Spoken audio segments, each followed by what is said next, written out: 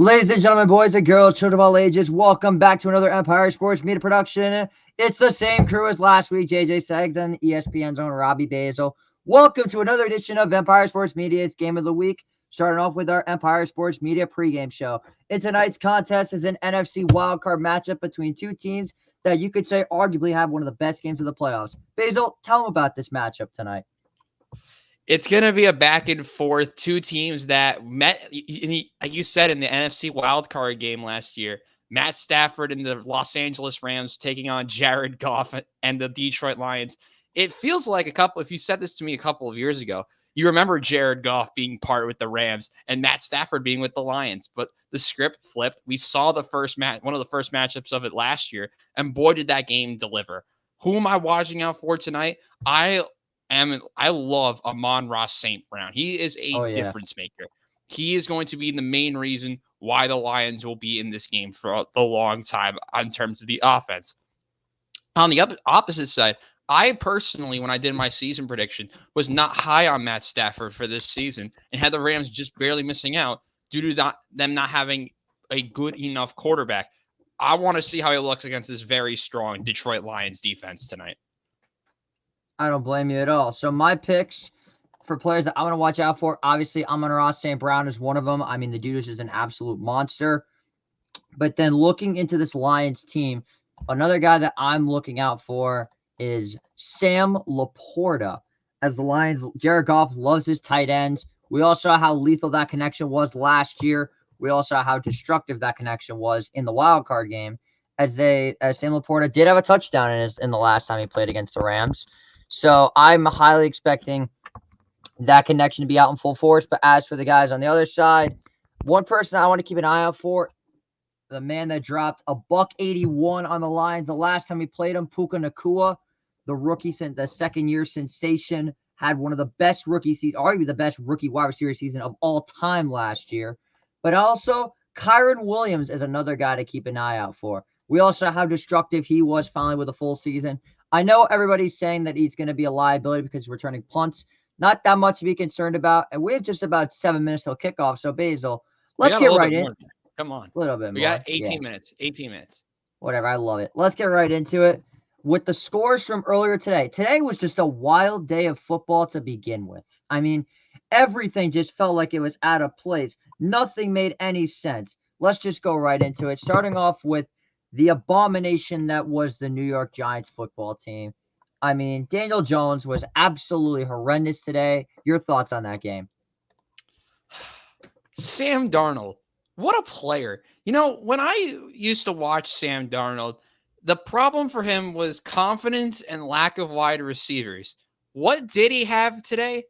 Competent receivers and a lot of confidence. He completed his first 12 passes. That's the longest streak he's ever had in a game in his career. And he didn't really turn the ball over. He didn't make many mistakes. That's the stuff, if you're a Vikings fan, you want to see out of Sam Darnold. Minimalize mistakes and get the ball out quickly. You saw good days from Justin Jefferson, who I thought was excellent today, even though he could have gotten more involved. They did get an injury to Jordan Addison, which was kind of interesting. Hopefully he comes back. But despite that, the ground game I thought was good with Aaron Jones, which just feels so wrong to say Aaron Jones as a Minnesota Viking. But all in all, for the Vikings side, it was great. And from the Giants, the defensive front actually wasn't terrible. Dexter Lawrence, especially in the first half, was very impactful. The problem was on the offensive side with the lack of production from Daniel Jones. He's not able to make some key throws in some major situations. You saw Devin Singletary have an okay game. I would say it was okay. But besides that, from the Giants, other than like a bright spot or two from Malik Neighbors, the offense really didn't do anything. Remember, their first 3 points were from a fumble by a fullback, which led to and then the Giants took the lead. But then the Vikings showed what their offense could look like. And by the way, Sam Darnold in week 1 is probably one of the best quarterbacks you've ever seen. I think it's his best week by record is week 1, especially on team debuts. I believe he's 3-0 when he starts in the team debut. He was 10 for 10 to start this game. 11 for 11. 12 for 12. No, 12 for 12, yes. I thought it was 11 for 11, but it was 12 for 12. Unbelievable. I mean, but at the end of the day, the Giants got outmatched. I am a little bit worried for them because a lot of people are saying, yes, I am picking the Giants over Minnesota, but Minnesota showed what they could really look like. I'm very intrigued to see how they look in the future for sure. Yeah. So the next game that I want to get into was unfortunately another blowout, as we'll get into the other games later. Staying in the NFC East were the Dallas Cowboys beating the brakes off the Cleveland Browns. This was absolute decimation from arguably one of the best defense, if not the best defense in the NFL. And this is coming off of Dak Prescott getting the highest paid contract for a quarterback in the history of the NFL. Ever. $60 million a year. Yeah. What were your thoughts on this game? As I thought it was just total annihilation by them boys. Yeah, I mean, listen, Dallas was ahead for the majority of this game. You saw Brandon Cooks catch a touchdown in 2024, which take that how you will. You saw a decent game for Kevontae Turpin had a punt return, which makes perfect sense. Zeke ran a touchdown. It looks like this is a freaking retirement home for 2017, but it's really not. The offense was fine. Dak Prescott was a little bit underwhelming, but the Cowboys defense looked really good. And that was, I think, the main shining point for me was the Dallas Cowboys defense and how big of an impact they had. Deshaun Watson, not very good, only 169 yards and 1 touchdown, and he had 2 turnovers. Poor game from a lot of people. Listen, the Browns were not ready. And guess who was? The Dallas Cowboys were. And the Dallas Cowboys deserved to win this game. The Browns did get a consolation touchdown, but you knew if you're watching this game, Dallas deserved to win by 20 points. The next games that I want to get into are a series of games in the 1 o'clock window. We're going to through these a little bit shorter. Starting off with the Patriots and the Bengals of what just seemed like ground and pound football from New England. I'm pretty sure they ran the ball like 40 times. Something like that. I mean, it was kind of what you would expect from New England. 25 carries, 120 yards for Ramondre Stevenson. 25 he was great. Carries. Great job from Ramondre. I knew he was going to be a big impact, but I didn't think he'd be that impactful. The question now is going to be for the Bengals because Jamar Chase was not great. Joe Burrow was poor. It was a very poor game from Joe Burrow. Just a poor game entirely from the Cincinnati Bengals offense. They need a bounce back, and it needs to happen quick. Yeah, I agree. The next game that I want to get into is the Texans and the Colts. AFC South showdown that did not disappoint. I mean, this game was incredibly fun to watch. Battle of CJ Stroud and Anthony Richardson. I am so fired up to see that matchup 2 times a week. 2 times a year with those two. Oh my goodness. Remember, they're from the same draft class, picked only 2 picks apart. And what was the difference today? I mean, CJ Stroud was just better. And the problem with Anthony Richardson, yeah, he threw for 212 yards, which isn't terrible. He only had 9 completed passes. Oh, yeah. That's ridiculous. Because the dude overshot all his passes. If anything better in terms of completions, the Colts win this football game, which makes it even more crazy to say. But AR-15 was good on the ground game. Good to see him back after the season-ending injury he had last year. You saw a big-time performance, though, from Stephon Diggs and Joe Mixon. They were phenomenal in this game. And the one that stood out to me more was Joe Mixon. 30 touches, 159 yards, and I think you got the wrong. I think you have the wrong Texans receiver. I think you're thinking of Nico Collins. 6 catches. No, Diggs had a touchdown. I was going to go into Nico Collins next. Joe Mixon, just shy of 160 yards on the ground. Nico Collins was great, 6 for 117. A lot of people made significant impacts, and those are just some of the names. It was a good all-around performance from Houston. A little bit interesting at times how streaky they can be, but honestly, well done, Houston. They deserve to win today. The next game is the Steelers and the Falcons. Let's just jump right into that one quickly. 6 field goals for the Pittsburgh Steelers. Yeah, not great. And you gotta love it. You gotta love it. We're questioning how they were going to look with Justin Fields, and they weren't bad with Justin Fields, but they weren't great with Justin Fields. But the big difference maker in that game was TJ Watt and Chris Boswell. Were the 2 big difference makers. Because Matt Canada never left. You saw a solid start from the Atlanta Falcons. A Kyle Pitts touchdown. We are really pulling out the archives here because Kyle Pitts really didn't do that last year. But instead, he has a good performance today, but the Falcons offense went invisible in the second half. Kind of like how the Falcons do usually. And Well, at the end of the day, Steelers win by doing basically the minimum effort on The offense. Steelers 6 field goals. rely, this is their MO. Play the most boring football ever and wait for your own team to self-destruct and win because of Deus Ex Machina. That is every Steelers game for you in a nutshell. Pretty much. Or they just get bitch slapped by whoever. The next game that I want to talk about is the Cardinals and the Bills. I mean, this was peak Arizona Cardinals football. Starting off hot, but then falling apart in the second half. I've seen it so many times. Exactly. That's the main theme. Kyler Murray, great first half, but he was horrendous in the second half. The one big worry for me was with Josh Allen, which I don't think a lot of people recognize this after the game. He's getting evaluated for a hand injury. I don't know if anyone really knew about this. He's a non-throwing hand injury, per source. I don't know how significant it is, but honestly, the Buffalo Bills. That's not good at all. I mean, we don't know how significant this injury is in terms of how serious the injury is. But with the non-throwing hand, it's probably not as crucial, but it's still going to be a problem. But Josh Allen and that Bills offense, I question how good they were going to be, and they looked really solid in the second half. Bills defense, I had questions about. They were able to figure it out in the end and go on to win 34-28. Good win for Buffalo. I just want to interrupt you for a second. As good of a game this was, it feels so good to hear Carrie Underwood's voice again for Sunday Night Football. I just want to throw that out there right now. I have to mute this. Are you watching? What? I'm listening. I'm listening to it. What screen are you seeing?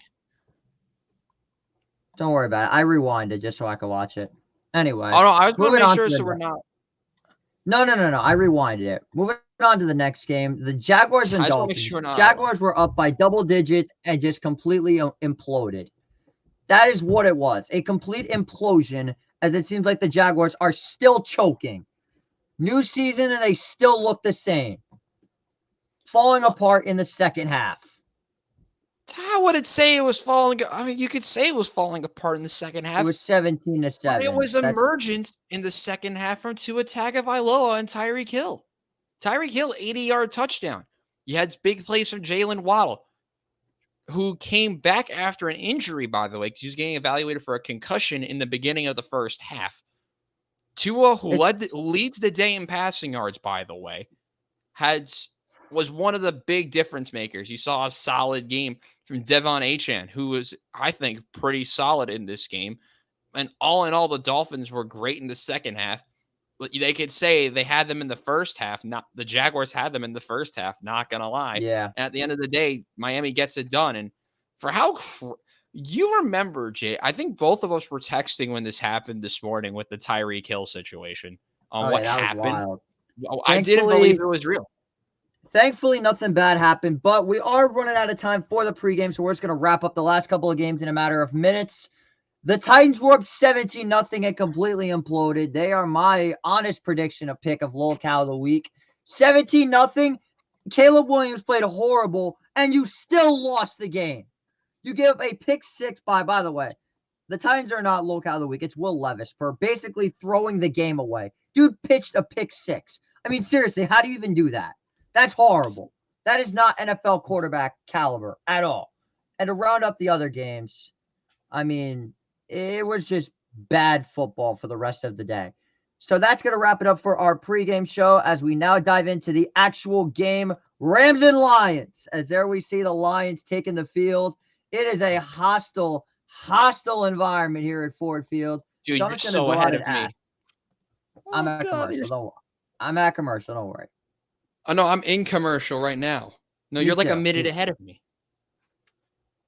I just went to another commercial. Well, now they're showing me the NBC logo. Look, it doesn't matter. Anyway, as for the actual game itself, this is going to be a test of willpower for these teams. We all know how it happened in the wildcard game. The Rams went out and tried to do the impossible, winning in a hostile Detroit environment. They could not get the job done. They fell short. This was the biggest game for the Lions in a matter of years. And, I mean, I don't know what else was expected. But going into this game, The Rams have a chip on their shoulder, but the Lions are out to make a statement, as everybody thinks the Lions are going to win this game by double digits, is the latest predictions from Lions fans. That being said, Lions fans are incredibly cocky. However, I think this is truly going to be a back-and-forth battle. I'm going with my final score prediction, Rams 31, Lions 28. I don't think it's going to be that much scoring, as much scoring as you predict, at least. It's going to be which quarterback digs deeper. I think that's going to be Jared Goff in a home environment. I'm more confident. If this was vice versa, I would have said it would be Matthew Stafford, but I like Jared Goff at home more. So I'm going to say a big day for Amon-Ra St. Brown. And we really haven't talked about the Lions running game. I don't think they're going to be as impactful, but the one other thing I'm interested to see in JJ is the new look defensive front for the Los Angeles Rams. There could be another thing I'm really excited to see, because what did they have? 2 new edge rushers? Is that right? Two new edge 2 rookie rushers. edge rushers? That is correct for the Detroit Lions or the Rams. Rams. They got 2 Yes, rookie. they do. Jared Verse and Braden Fisk were both drafted by the Rams. They're their number 1 and number 2 picks. They also got Byron. Well, they also have Byron Young coming back for another season. It's really going to be, how can the Rams adjust to life after Aaron Donald? And it's going to be an interesting game for sure. I truly believe that we're going to see a new style from Dan Campbell. I think he's going to continue to be that hard-nosed, gritty coach. I'm expecting a lot of running, which is why I'm picking Jahmyr Gibbs to be. I think the Lions are probably going to lose this game. However, I'm expecting Jahmyr Gibbs to have one hell of a day. Also, it is a relief that Raheem Morris has been canned, so I don't have to be watching outside linebackers covering Amon-Ra St. Brown. What are Thank you God seeing that's right now? not happening. What are you seeing right now? I'm seeing Aiden Hutchinson on my screen. Oh, no, I had Dan Campbell on my screen. So I'm like 10 seconds ahead. So what? No, well, we saw how 10 seconds was impactful the last time we did this. It didn't really mess it up that bad. I had to go from my TV to my iPad. Yes, this was significant. We'll see what happens, man. There we see Coach McVay. A lot of people were thinking he was going to leave after this year, but the Rams have also made some incredibly questionable moves, to say the least. Lions win the toss. They deferred, so we'll be seeing the dynamic kickoff first for the LA Rams offense. Basel, I cannot wait to say it, but welcome back to Sunday night. Primetime football. Tonight's going to be a great night. Absolutely, JJ. 2 teams ready to go at it. It's going to be such a fun game. It's a perfect way to cap off your Sunday. Let's do it. I'm excited. There we see Jake Bates, the kickers, Corum, and Jordan Whittington back to return the kick for Los Angeles. It has been since January when these teams played each other. It's time for round 2, and we are underway as Jordan Whittington takes it for a fair catch. And here come the Boo Birds for Matthew Stafford. They gave him his tribute, I'm assuming, before the game. But once again, yeah, the Lions fans giving Stafford his reception this time. They couldn't do it in the playoff game, obviously, because it was the biggest game in their franchise's history. It's definitely a louder roar than last time. So that feels something, you know? Feels a little bit better. It's gonna be interesting to see as the game goes on how the fans treat Matthew Stafford, because if he has a big day, I don't know if he'll be received with cheers or boos.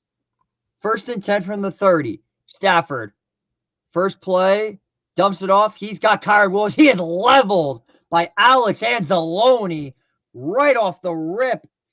And just like that, this crowd's fired up 10 seconds into the game. Yeah, Alex Anzalone, a linebacker who's very physical. You saw that on that first play, leveling Kyron Williams. A good start for the Lions defense, and they're going to get really energized by this Ford Field crowd. It's a hostile one. A loss of a yard puts it back to the 29, 2nd and 11. Stafford looks to throw again. Fires deep to the left side. He's got Demarcus Robinson, but it's incomplete. Brian Branch and Terrion Arnold, the young guys from Alabama, on the coverage, and it's an early 3rd and 11. Yeah, you're gonna be pointing at these two a lot in this game with Brian Branch and Terrion Arnold, 2 really good secondary players, the 2 secondary players that people will really focus on in this game. Terrion Arnold, good coverage there. A little bit unlucky for Demarcus Robinson. 3rd down and 11 coming up for Matthew Stafford. 3 years ago, we know who this ball is going to. Now we don't know. And this crowd is really getting in Stafford's head. Play clock down to 2. Stafford just gets it off. And they go back to 3rd and Cup. And he is wrapped up immediately, once again, by Alex Anzalone. An early 3 and out for the Rams. And they'll be forced to punt the ball away. A perfect start for the Lions defense. Perfect start indeed. Stafford, he had the right look. He had Cooper Kupp. But unfortunately, this Lions defense able to wrap him up right away. Force a quick 3 and out. Steve Avila looked like he missed the block on that one. But we're already going to be seeing Ethan Evans, arguably the league's best punter. Because I tell you, this dude's got a leg and a half. You will see why very quickly. So 4th down at about 13. And the kick was nearly blocked. And this is going to be fielded at the 25 by Khalif Raymond. Makes a man miss at the 30. Still going. And he's finally down at the 32 on the tackle, Christian Roseboom. So here comes Jared Goff and the Lions offense. We also remember what happened the last time these two played. It was the Amon-Ra St. Brown show and the Sam Laporta show and the Jahmyr Gibbs show. We're expecting a very interesting game as there we see the Lion fans completely quiet. Jared Goff is pretty much labeled as their franchise savior. It's amazing how you could go from one franchise quarterback to a guy that would never even be considered to be looked at a franchise quarterback. The NFL is a weird place. Yeah, I mean, Jared Goff, they have expectations with Jared Goff now. I mean, he's been solid for them, but can he take that next step As to get Montgomery them towards picks up, Super Bowl contention? as This is Montgomery where they picks need up to just start. about 2 yards, Braden Fisk there. And as we're meeting the Lions offense, one of the more star-studded fronts, a very solid offensive line. They lost Jonah Jackson in the offseason, but they still have Frank Ragnow, Taylor Decker, Kevin Zeitler, and of course, the legendary Penei Sewell. This is a very good Lions front 5, and let's see how they respond against a revamped Rams defense. 2nd and 8, Goff fires. He's got St. Brown early, but he is tackled after about a gain of 4 yards once again by the underrated linebacker Christian Roseboom, and it'll be 3rd and about 4 coming up for Detroit. Quick fire Amon-Ra St. Brown. You'll hear that a lot today during this game. He's going to be good, but now with 3rd and manageable, do they give it on the ground to Montgomery or Gibbs? They're going to have probably them focusing on St. Brown. They need to get Jameson Williams, we forgot to mention him, involved as well. Going to be interesting to see. So here we go, 3rd and 4 at the 42-yard line, or the 41-yard line. 5 wide. Goff under pressure, and down he goes. It's Byron Young and the conductor, Kobe Turner. A big 3rd down sack for the Rams defense as the Lions will have to punt it away. We talked about this new look defensive front. Who's going to be there to replace Aaron Donald? Well, we're going to see a little bit of these two in the middle. Good rush there by the Rams, forcing another early 3 and out. 3 and outs galore to start this one. This game could not be any more different than the wild card to start. Could not be any more different. So there's Kyron Williams back to return the punt. He returned punts last year, so let's not panic, fantasy owners. And it's a beauty, but it's going to go all the way into the end zone for a touchback. There is a flag down, however. Let's take a look and see what this is. It looks like this will be on the Rams. Let's see.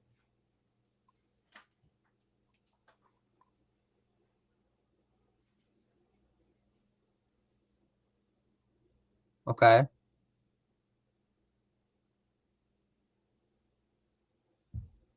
So it will be. So we have a holding against Los Angeles as we go to break. The Rams will take over half the distance from the touchback with 11:20 to go. Scoreless. You're watching the Empire Sports Media's Game of the Week. Well, this is shaping up to be an interesting game. I just heard the penalty.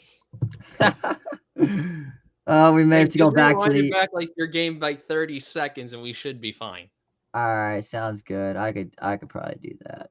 I'll let you know when I go to break. All right, let me go back a little bit. Wait, is it not letting me go back? All right. So I'm going to rewind it to how far should I go? We're going to break in 3, 2, 1 now. We just went to commercial. Yay, I saw Here Come the Irish, the advertisement again. Woohoo. Even like, oh my God. See, I'm ready for tomorrow with the Jets game. I'm terrified. You can All right. imagine how terrified I am. I'm going to, by the way, when my game comes back to the actual game, that's when I'm going to pause it. And then we're going to go from there.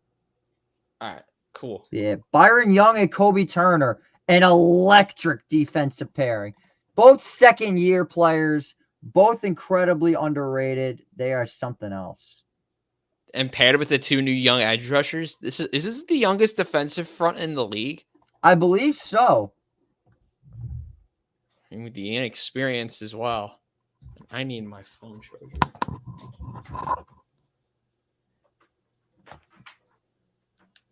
So are we doing a game next week for either We or? will be, yes, we will be doing a game next week. Let me know what it is. I'm looking at the college football slate, and I am not a fan of any of these games. I thought we would do Friday night, but you probably have a game. I do have a game. Damn it. I tried, chat. I tried. I wanted Arizona K-State. Don't get me wrong. That would have been fun. I'm pissed off I don't get to watch that game. What are we, Georgia, Kentucky? No, Kentucky just got boat raced. Boston College, Missouri could be interesting. Hell. This rate, you should just say Ole Miss, Wake Forest and call it a day. Hey, they're both ranked in fairness. Wait, who is? BC. Oh, Boston ranked. College. I can't even do that game, so that's unfortunate. Looks like we're doing NFL next week. I mean, primetime game. We could do Bills Dolphins on Thursday. I am actually on the road on Thursday. All right, my thing just went to the NFL draft screen, so I'm going to pause. Yes, I'm also on the NFL draft screen. Okay, so we're caught up. It's Best Buy, Aiden Hutchinson. Yep, we are caught up. Hell yeah, brother. Who the hell is that? This should be fun. I have no. Oh, it's Calvin. That's Calvin Johnson. Yo, Bears Texans on Sunday night could be interesting. That's a very weird. Don't worry, Jacob. We got you at halftime. Don't worry. Oh yeah, Jacob's back for halftime. You'll be back at halftime. Yeah, 1st and 10. So here we go. 1st and 10. Low snap. Stafford. Quick throw. Nearly intercepted by Brian Branch, but he finds Cooper Kupp. That's just elite ball placement that Matthew Stafford has. Second to none. I don't think any quarterback can put a spire on the ball like that, where it's nearly an interception and he makes it into a positive. They're going to go quickly as well. They're going to go quick to the line. Tempo offense, 2nd and 5. Stafford pumps. He's got Kupp again. Sheds the tackle at the 20. Spins at the 25. Still going and is finally down at about the 26-yard line. It's a 1st down for Los Angeles. Yeah, it's giving me some more quick fire throws, back-to-back plays with Cooper Kupp, but you'll see the numbers. Lowest target rate for him percentage-wise since 2020 and his lowest reception number since 2018. Look for him to, I think, to be way more impactful this season. Absolutely, because Puka Nacua was the guy last year, and I'm expecting teams to zero in on Puka, and that's why that duo is so destructive. 1st and 10. Stafford, quick throw. He's got a man complete. It's Colby Parkinson. And he'll be down after about a gain of 9 yards. They'll be 2nd and short with 10-12 to go here in the 1st quarter. I'm going to be interested to see the spot. I think they might give that to him. Yeah, they did give it to him. They do. It's a 1st down. Stafford coming through early. Now, unfortunately, the Rams are without 2 offensive linemen. They are without Alaric Jackson as he was suspended. And they are without Rob Havenstein. So they'll be seeing Warren McClendon. And that pass is caught. Quick throw to Cooper Kupp again. And just like that, the Rams are driving early. Yeah, it's going to be another low snap. I don't think Stafford was expecting another low snap to his left. But it's a quick slant, fired quickly. And now they're really doing well, getting themselves into these 2nd and manageables. We will be seeing Joe Noteboom today at left tackle. And there's the electric Kyron Williams. Sheds the tackle, but he's down, but not after picking up a 1st down. So the Rams offense is starting to move. Kyron Williams last year had 95.3 yards a game, ranked first in the league. And Basel, this is when he played 12 games. He didn't play 5 games last year. He played 12 games and finished with the second best running back numbers in football. 12. Yeah, he's really impressive, and the way he can just move around, he's so shifty as well, and patient on top. On top of all of that, he's been great for the Rams. Let's see if it continues. Stafford, quick throw. There he is. Puka Nacua shed the tackle at the 50 and is leveled out of bounds just over the 45. It's a first down again for the Rams. Stafford looking hotter than a hot knife through butter right now, the way he's throwing the ball. Nice and quick. It looked like Puka completely fools the defensive back Carlton Davis by going a little bit, took a couple jab steps, stayed on the line of scrimmage, so it is not a false start penalty, and it's another first down for Los Angeles. And this is where the Rams are really starting to knock on the door with this high-tempo offense. 8:06 to go. 5 on the play clock. Kupp in motion. They just barely get it off. Stafford, quick throw. He's got Kupp at the 35, and he's thrown out of bounds at the 34. These quick out routes to Cooper Kupp, he's been so impactful so far. And Kupp, who was ranked 46th on the PFF rank out of receivers last year, he's already got 4 receptions. You didn't really see this type of start with Cooper Kupp last year in terms of the numbers, at least. So much more improvement. You like to see that if you're a fan of the Rams. Stafford, under heavy pressure, fires. It's incomplete. He was looking for Demarcus Robinson, but the pressure gets there. Stafford knows that's his bad. It's 3rd and 6. So, by the way, I just want to give a shout to this. The Sunday Night Football player intros, people are starting to get more and more creative. As Cooper Kupp named a high school, Puka Nacua named an elementary school. You got to love the creativity of the Sunday Night Football player intros. I absolutely love it. It's great. Don't just say your college. Say like your hometown. Say something funny. You be a good person. 3rd and 6 from the 34-yard line. I'm expecting a heavy blitz coming from the Lions. 5 to go on the play clock. Stafford fires. Caught. Colby Parkinson shifts on Anzalone and is down at the 19-yard line. A hard hit from Brian Branch, but not before a new set of downs for LA. They continue to drive. Aiden Hutchinson, I thought, was going to get to him off the right edge. Spin move right away, and he was so close to getting Stafford. But what does Stafford love to do? Get the ball out quick. He finds Parkinson for another big gain. That's exactly what the Rams need to do. The offense starting to click. Only 2 incompletions, I'm pretty sure, this entire game so far. 3. 1st and 10. 3. 1st and 10 coming up from the 19-yard line. And it seems like Stafford has completely quieted this crowd. Play action. Floats it over the top. He's looking for Davis Allen, but it's dropped. It seems, I don't know why, but they are not running the ball at all so far. I do like that Stafford and the Rams are trying to go aggressive early. However, the run game needs to be used more. But I kind of like the direction they're going with it. They want to be aggressive, but what's the difference is that Detroit is stacking the box with 5 or 6, and they're coming at the pressure really fast. Kyron Williams only 1 touch of the ball so far, and went pretty much nowhere as we had to play number 11 of this own drive. 2nd and 10. 1 run so far. Here comes play number 11 of this drive. Stafford going to throw again. Under pressure, down he goes. It's a big sack by Levi Onwuzurike. Levi Onwuzurike. A big sack, and it's 3rd down. Sorry, that name is brutal. Onwuzurike. Let's rewatch this back. You're going to see him come off. I think he starts on the edge and comes back inside.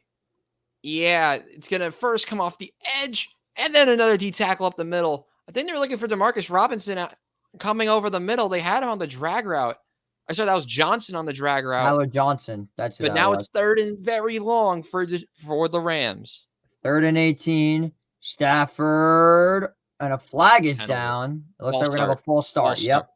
That'll put the Rams pretty much out of field goal range. I was wondering about that one. I did see some movement. I did too. Numbers. That's going to be against number 71, Warren McClendon. The man that's starting for Rob Havenstein, one of the better offensive linemen out of Georgia. He's had himself a pretty solid campaign so far as a Ram. Wow, that's Yeah, close. he moves a little bit early. Yeah, he moved. He definitely moved. Third and a country mile coming up for LA. You're gonna see that matchup with the inexperienced right tackle going up against the very sensational Aiden Hutchinson. So subtract 12 yards. Yeah. So subtract 12 yards from that drive with the sack and the penalty. There's Rob Havenstein on the sideline. 3rd and 23 from about the 31-yard line. And they give it to Kyron Williams, who makes a couple guys miss, but he's going to be down at about the 23-yard line. And it's going to be 4th down coming up for LA. And here comes the field goal unit, led by rookie kicker Joshua Carty. You have the 6th round pick out of Stanford, one of 3 kickers selected. Strong leg, and he's also very accurate coming out of Stanford. One of the main bright spots for their whole team last year. Going to be from about 40-41 right hash. Let's see if he can do it. This is a difficult kick, but let's see what they could do here. Kicking was a bad problem for the Rams last year with the Brett Maher and Lucas Haversick cycle. From 41, it is right down Broadway, up and good. So just like the Notre Dame game, it starts off with a field goal. 3-0 Rams. As we go to commercial, you're watching Game of the Week on Empire Sports Media. Well, that was a frustrating drive, to say the least, if you're a Rams fan. Yeah, can't blame you. Too many penalties. I mean, the frustration is really kicking in if you are a Rams fan. So, I mean, we're just going to see what happens. All right, Good start for the offense, but they once again abandoned the run. Oh, my God, it's 9-2. The Diamondbacks are winning 9-2 already. So the one time we lose, everybody wants to win. Justin Verlander, who I almost picked up about 8 runs. Ryan Nelson's done absolutely nothing. Kyle Tucker, who's actually playing okay, but it's not. Will that be enough? Oh my God, I need so much to happen. I need like a home run and some other nonsense to have a chance. It's frustrating. Gotta be that close, JJ. I know, man. Damn it's looking good for me in the majority of my leagues. Miles Michael has sold me today. Minus the league that I'm in with Cooper Cords because we're getting absolutely destroyed. Why did I bench Jerome Ford? Nah, I'm playing. My running backs did okay. You're going to lose to Goody and Chase. I'm going to lose to Hitton Seville. It must be nice, even though, to have people who actually are consistent on your team, like Kupp, and they had Jamar Chase, who was not good, but they had Nico Collins, the team I'm facing. Quarterback play was horrendous, and that's why we lost. My team lost today. The team I'm facing has Aubrey. How did he do? 21 points. Oh, great. I'm facing freaking who is it? Fairbairn? Who am I facing? Yeah, Fairbairn, who had 17. So I'm in the same room with Yikes. I have Fairbairn in every other league. What are your... Wow, Hitton Seville went nuts. And you still have a 15%... You still have a better chance to win your matchup than I do with mine. Half my guys haven't played yet, in fairness. Yeah. And we are back from commercial. Gwen Stefani and Reba McEntire on The Voice. That is something I might actually want to watch at some point. As we resume action with 4:50 to go, Ethan Evans sends a beauty, and it will be another touchback. What's the point of a new kickoff system to prevent touchbacks if all we've seen is touchbacks? Well, to be fair, though, we did see a kick return touchdown in the Cardinals game earlier. So we've seen one. Whole one, and you'll probably see the Jets, who are known to be aggressive on special teams now. You'll probably see a kick return or two from them tomorrow. But man, I forgot the Rams have Tre'Davious White. I did too. So the Rams' new defensive coordinator, Chris Shula, looks pretty good so far, but let's see what happens here. First down and 10 to go on the 30-yard line. St. Brown goes in motion. Goff hands it off to David Montgomery as he's going to fight forward for just about 4 yards. Kobe Turner in there on the tackle once again, along with Braden Fisk, the rookie, as I do find it pretty cool how the Rams' first 2 draft picks were college teammates. Jared Verse and Braden Fisk both played on the same defensive line at FSU.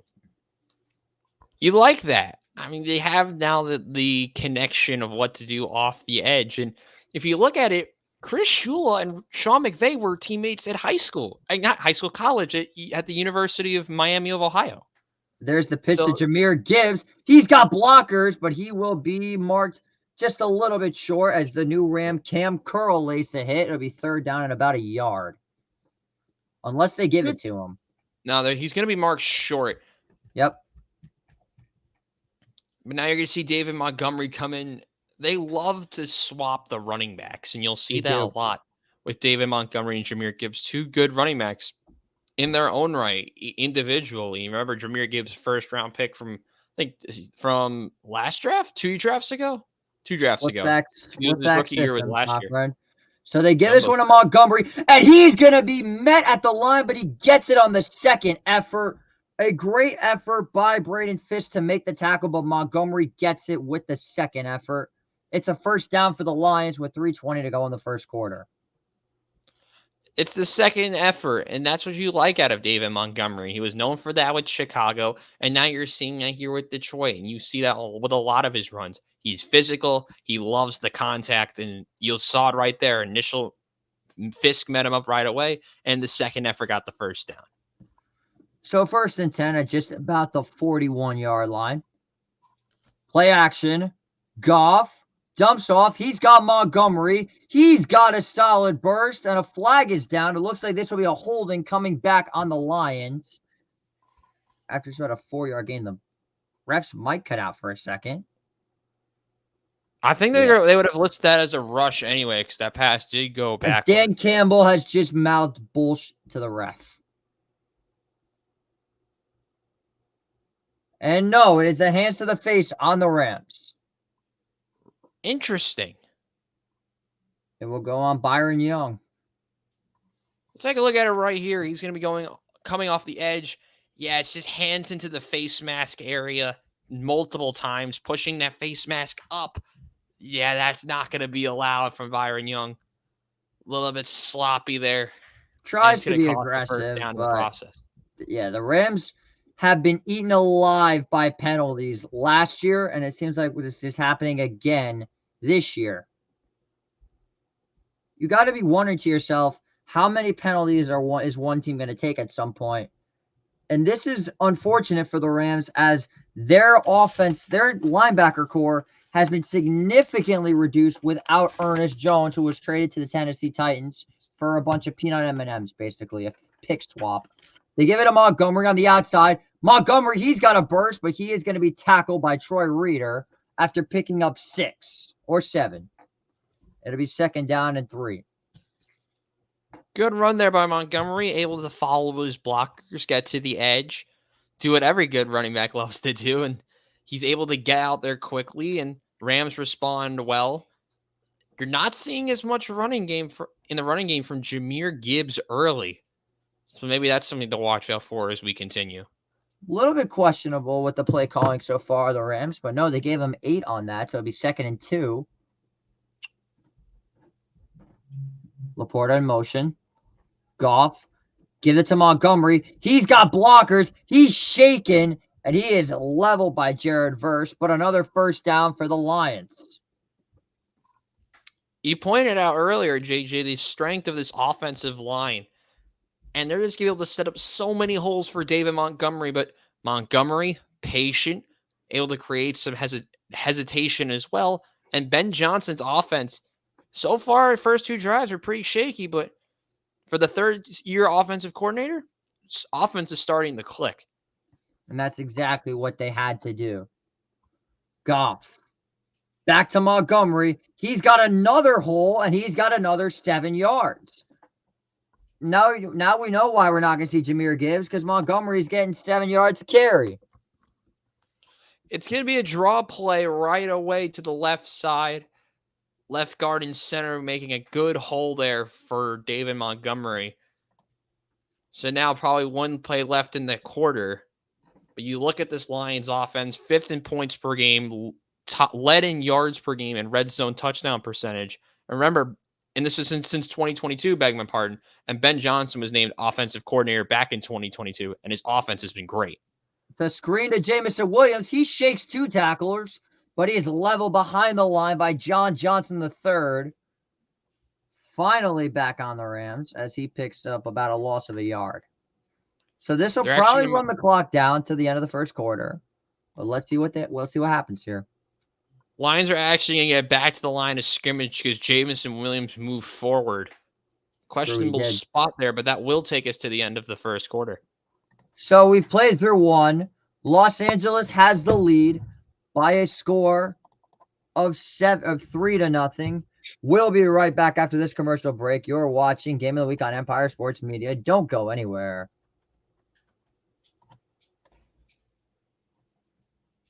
Maybe this is going to be a low-scoring game after all. I don't know if I can handle another low-scoring game.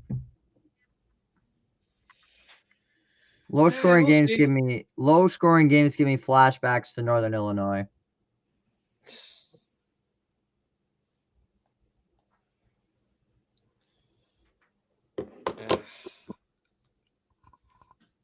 Feels good to be back, though. I will tell you that. Ignore the fact that JJ asked me like a million times at like 6 o'clock, and the stream was delayed because I was eating dinner and all that. But yep, I'm back again, as they would say, rocking some new quarter sips. You'll see me wear on ESPN, even though they don't have ESPN branding on them at all. But yeah. Yep. First game for me on production, I don't even know what I'm doing yet, is Saturday. Iona, men's soccer, 1 o'clock, ESPN Plus. Check it out. Okay, I'm done with the promotions today. Subscribe to my YouTube channel, even though we didn't upload on Friday. No, we didn't upload because my video got demonetized multiple times. So, hate to see it. Just as a point of reference, as you're just minutes away from coming back to the break and getting ready for the second quarter.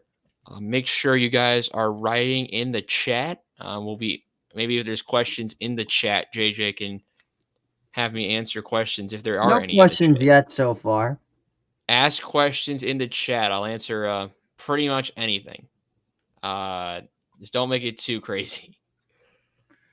Yeah, so far I'm a little bit frustrated the fact that they aren't running the ball with Kyron Williams, because like I said, they're stacking the box, and that's the difference. And we are back, Mr. Seglia.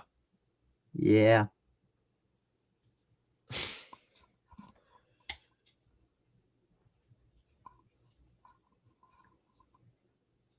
And we are back. Fine. The score up?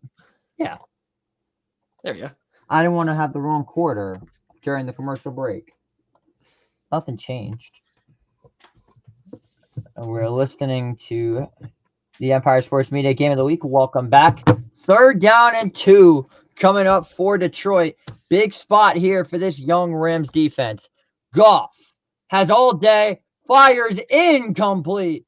Some great defense by Troy Reader, not DJ Reader. He is on the Lions. And it'll be 4th down coming up. Dan Campbell's been here. We know what he's thinking. I wonder what he's going to do here. I think they're keeping them out. They're keeping them out. Obviously, they're going to keep him out. It's the Lions. 53% 4th down conversion rate. Most attempts and conversions since he's been in charge. 4th down and 2 coming up for the Lions. No hesitation. They go for. They give it to Montgomery, and he just bowls over for a 1st down. That's called man football.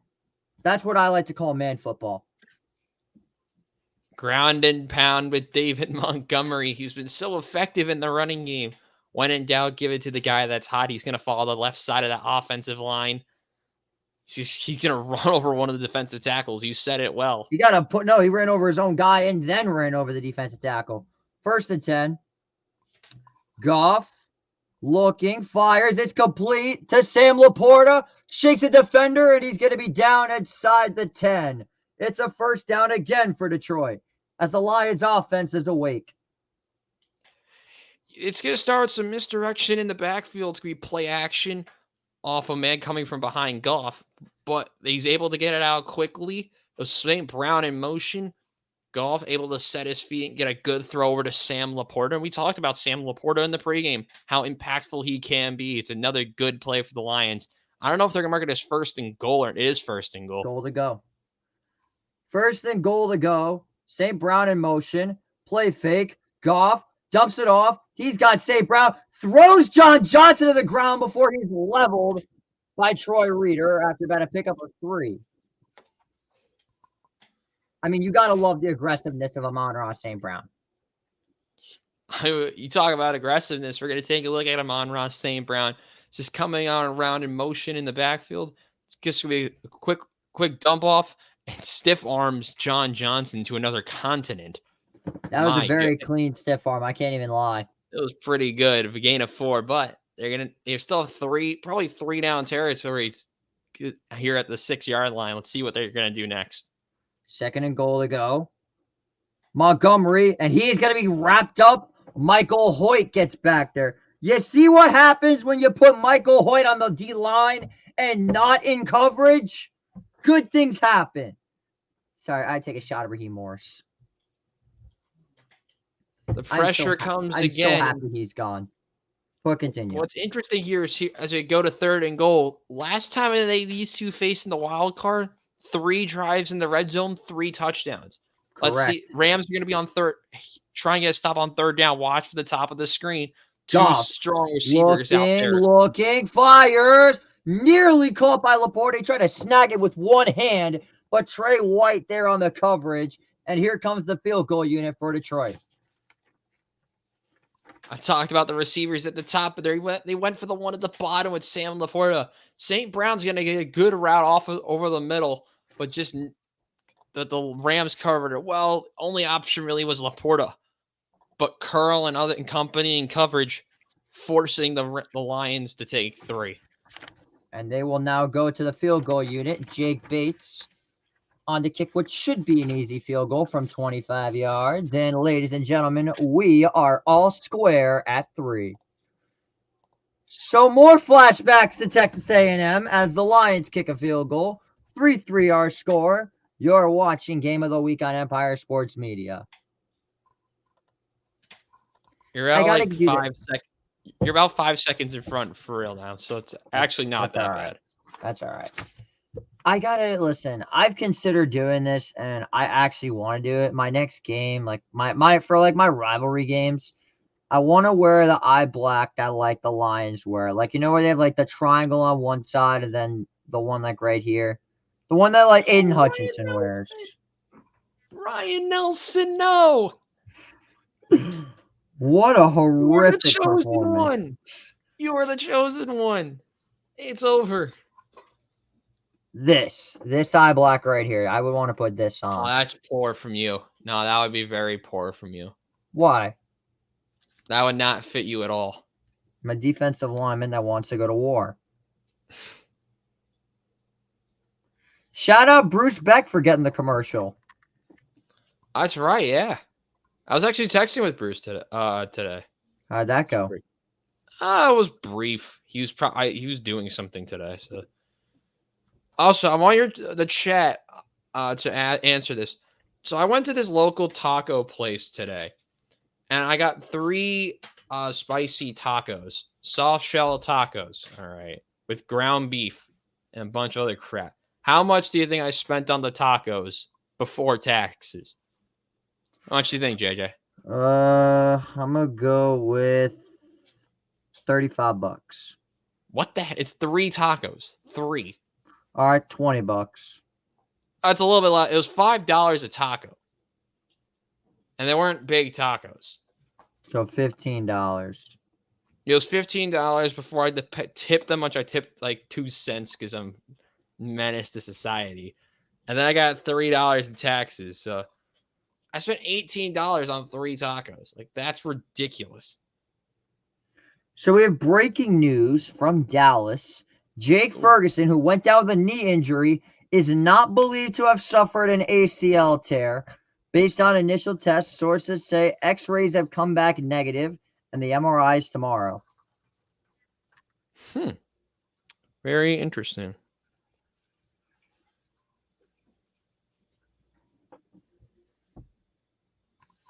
And we are back. Wait, what?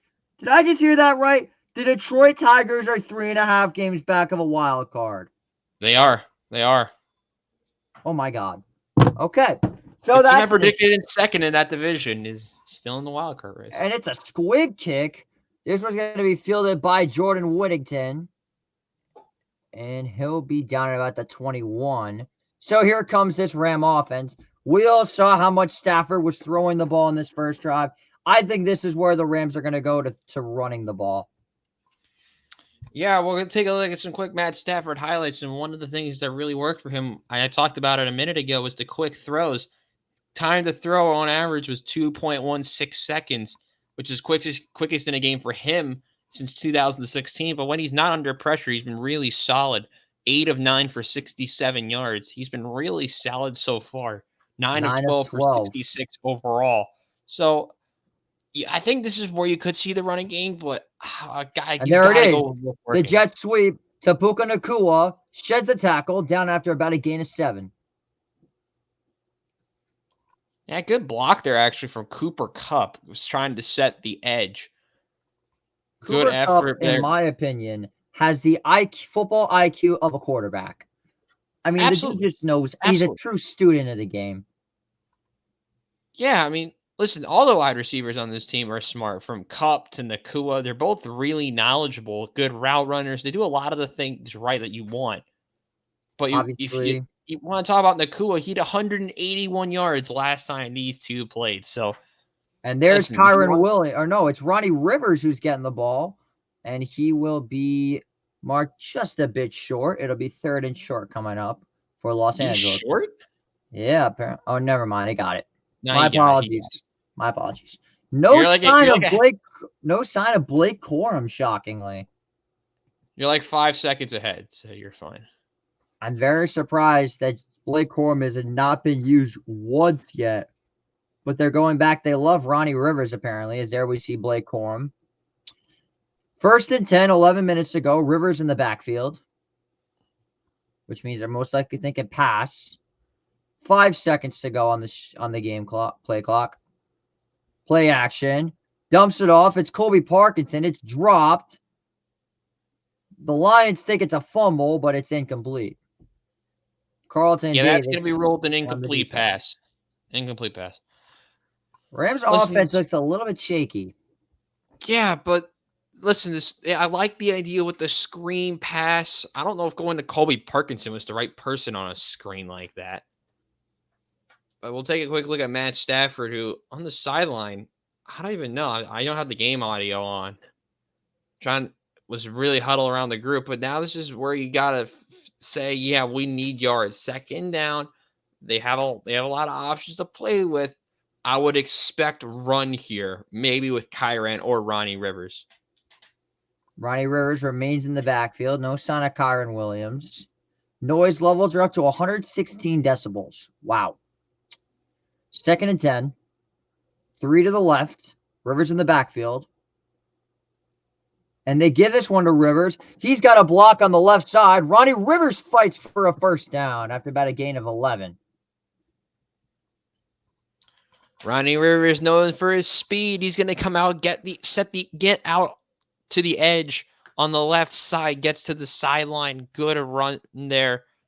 Cooper Kupp setting a block again, trying to set the edge with the left tackle, forcing Rivers to go more wide. Man, Cooper Kupp out in front blocking is more lethal than I thought it was going to be. By the way, Alex Anzalone on the tackle again. No surprise there. Anzalone has been eating this Rams defense alive so far. Play clock at 2. I don't think Stafford knows it, and they have to call a timeout.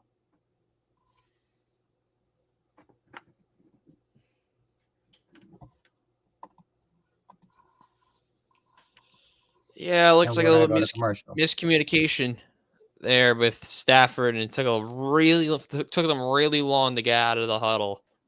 But so far, we'll be back in actually like 15 seconds. We're still 3-3 with 10:01 left in the first half. A lot of people are really starting to wonder what's going on with Kyren Williams. This happens every game where Ronnie Rivers comes in. It takes a little bit of work, but yeah, I'm a little bit shocked so far with why the Rams are not running the ball pretty much at all. A little bit frustrating. Out of the timeout. 10:01 to go here in the first quarter. 1st and 10. Ronnie Rivers remains in the backfield. Still no sign of Kyren Williams. Stafford pumps, fires. There's a man complete. Puka Nacua sheds a tackle, but picks up just about 7. On the tackle, Jack Campbell, second-year linebacker, a guy that I really wanted the Rams to draft, in fairness. That dude is just a player.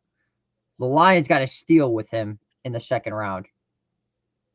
We're going to take a look at it. Kupp sets the play again. He goes in motion in front of Stafford, causing a little bit of confusion in the linebacking core to see only 2 receivers at the bottom. And it's just a simple drag route for Puka Nacua. Keeping it simple, getting a good chunk of yardage for second and manageable. Jet sweep to Cooper Kupp. He's got himself a first down. Yeah, very surprised. No love from Kyren Williams so far, and people are panicking. Flat out panicking. But a good blocks nonetheless from Joe Noteboom. Yeah, it's good work there by the left tackles, getting some help for Cooper Kupp. It was a Noteboom, a good block. I thought he got away with a hold. Yeah, he did get away with a hold on Aiden Hutchinson. Got the arms locked together. Surprised they didn't call it. 51% of plays with how much motion they do, I thought it'd be a lot more, to be honest, but it leads the league since 2015. Stafford pumps, rolls out. There's his man, Nacua. He's got himself another gain of 7 yards, and it'll be second and short once again. Now, this is what the Rams specialize in, getting 6-7 yards on first down, and then starting to move down the field as they go, getting first down to first down to first down. That was their specialty last year. And Kyron's finally back in the game. It's just finding holes in the zone. That's what Matt Stafford, the veteran quarterback, has been really good at. 11-15 for 79. He finds Nacua over the middle. Being patient, getting a good 6 yards on first down. And there it is. Kyren Williams got himself a first down. As again, this is what the Rams do. 7-8 yards on first down to tire out this defense, as it looked like Aiden Hutchinson needs a burn. There you see Rams offensive coordinator Mike LaFleur, who has been honestly pretty solid for the Rams so far. Obviously, I'm Ben shocked because Johnson. he didn't do anything with the Jets. Are you surprised? It's the Jets. Obviously, on the other side, he had a chance to develop Zach Wilson and didn't do anything, and now on the other side, you have Aaron Glenn and Ben Johnson, what some could say the far more superior coordinators. Stafford, Yes. Quick throw, swatted away. Great play by Brian Branch on the far side, and it's second down. Branch, the second-year safety out of Bama's second-round pick by the Detroit Lions. A player who I thought was going top 25 in that draft class. Oh, yeah. Very good in the air, very good at getting in the way, and you're going to see him just come down and jump the route of Cooper Kupp. Good recognition. Get that right hand swatted away like it's a basketball player swatting away a jump shot. Makes a fantastic Keeping it simple, play. getting it to second down. 2nd and 10 to go. 2 on the play clock. Stafford, 5-man rush. Stafford evades Davenport, has to fling it downfield, and he throws it to a guy that's holding 3 other footballs, and it's third down. Gotta give it to that guy, though. The nice catch with the 3 other footballs, but the middle of the Lions' defensive front is so solid. We talk about the edges so much. Both of them were able to get the edge they got to Stafford, but both of them can be so dangerous.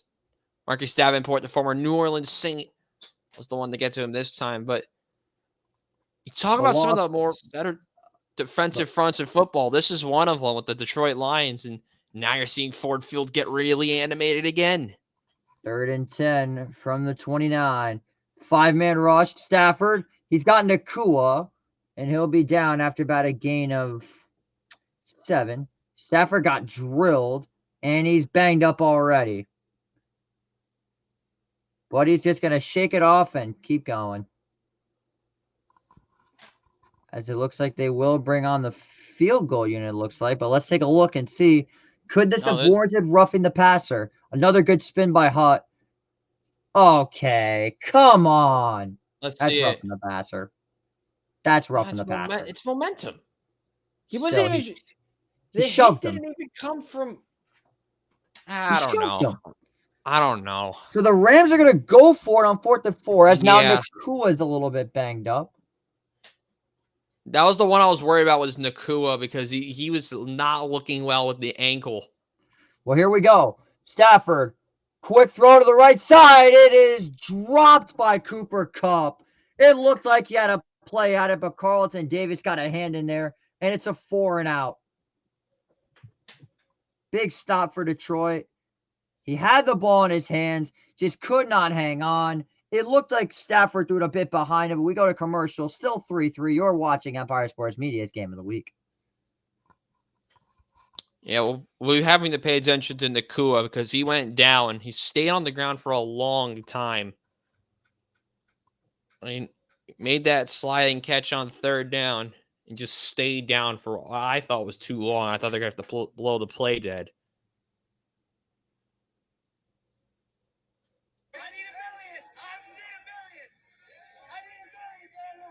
Who has Nakua? You do? Yep, Newcomb with Nakua. Nice. All right, yeah. Fantasy baseball is done. Adley is apparently my dad, and I have lost. Guess the hospital really was fitting for my team.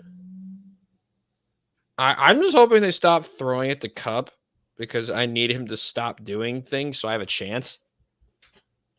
Because I don't want to have Deebo Samuel need to get like 25 fantasy points, but it is what it is. Coming up on the Empire Sports Media halftime report, more breakdowns from today's games, and including hopefully a preview of the Jets-Niners game tomorrow, hosted by I believe a special guest, right, JJ? That is correct. Not trying to leak the special guest. Inside joke. You'll see it on some other shows this week. Well, eventually. JJ, read the chat from me in the call. I explain it.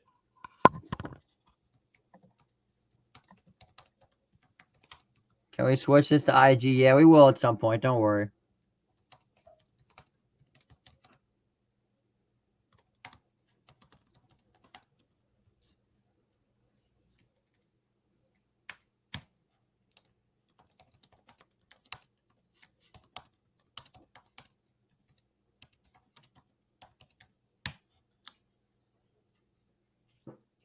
I might even go on IG Live to because why the hell not?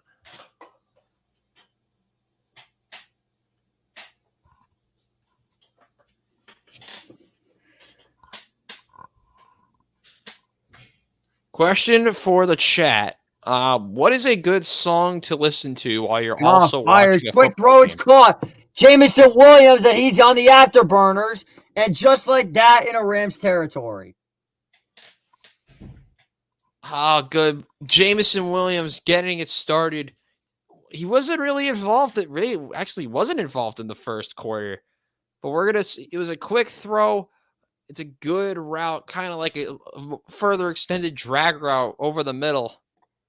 Good route over the middle, keeping it simple. And how fast he can be. It's a good, well play there by the Lions. Threatening the Rams early on this drive. 1st and 10. Goff rolls out. Looking, takes a shot deep. It is overthrown. It looked like he wanted Jamison Williams on that deep cross, but Kobe Durant, Quentin Lake back there to make the play. And it's second down. Interesting decision there by Jared Goff. You saw Jamison Williams getting double covered. Good coverage there by the Rams. Oh, yeah. And we're going to take a quick look at Jamison Williams. Never mind. The 23-year-old Lions from go Bama. right back on offense. Correct. The Lions go right back on offense. Goff. Screen, and there he is, Jahmyr Gibbs. He's got a hole and another first down for Detroit. It's one of those slip screens, keeping it simple, not having to do anything crazy. Quickly to Jahmyr Gibbs. He stays behind the blockers, doesn't do anything ridiculous, and gets a big gain out of it. Very solid gain of about 12 yards, and Detroit's got another first down.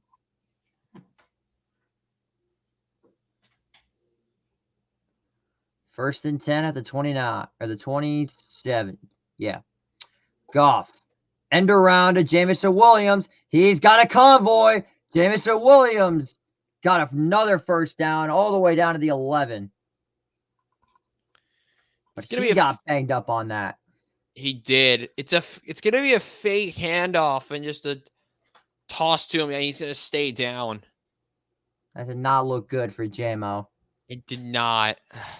Well, let's see. It's going to be an end around from behind on the toss and was able to get out so fast. We'll take a look at this one. Ooh. Did not look like he landed well on that at all. That's going to be I think it's the left ankle of Jamison Williams. Something you hate to see. And we go to commercial. 4:53 to go first half. You're listening to the Empire Sports Media Game of the Week. Well, that's unfortunate. You hate to see a guy get injured. Especially like how he did there. That's just unlucky. It's been a game changer all day. He's only touched the ball twice. He's got like 60 yards combined.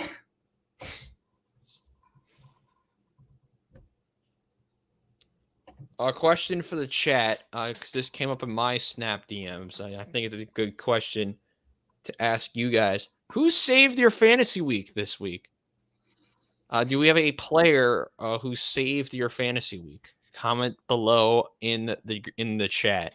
We'll ask that later on Instagram as well. I think it's a very good question. JJ, do you have an answer for that one? Well, if I say the Here Come the Irish ad one more time, I'm going to lose my mind. The Mecca of college football, where we lose to unranked football teams that are in group of 5. Did you hear the question? Yeah, I did. Who is your player that's me in fantasy football? Kaimi Fairbairn. 17 points. Interesting. I'm kidding. Saquon Barkley in my league. 33.3 points. I think for a good amount of people, it'll be Josh Allen, who had 31 points today. He had a He looked sluggish at first. He did, but he looked sluggish, just like his left hand at the end of the game. But that's a cruel. I think he's okay. Is my guess. I'm assuming he is okay. Quarterback's getting injured. That's been a theme this weekend. Starting with Jordan Love and then with Josh Allen. Even though Jordan Love was way worse. Hopefully that theme stops because we don't want the quarterbacks getting hurt. We don't want anyone getting hurt at that. But oh yeah. So now with the Lions in the red zone, you gotta be thinking they're gonna attack Amon-Ra St. Brown. Possibly, especially though Jamison Williams in there. Raymond, I think, could get involved there as well. They got involved with him a little bit. So I'm getting an update right now on Puka Nacua. As it seems like he is okay. He's still in the medical tent. We'll find out eventually.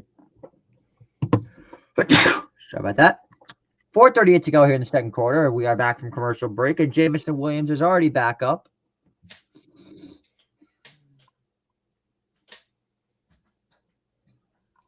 I think it might have been a cramp for Jameson. If he's rocking around Joe like that, maybe a Noteboom cramp. has just got carted off for the Rams, so they're now down to a third-string left tackle.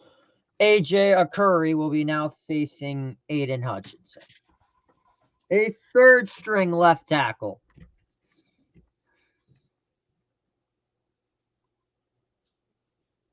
The goal was for the Rams to just get out alive.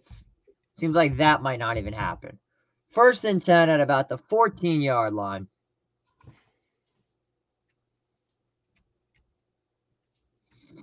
Goff loves that kill audible.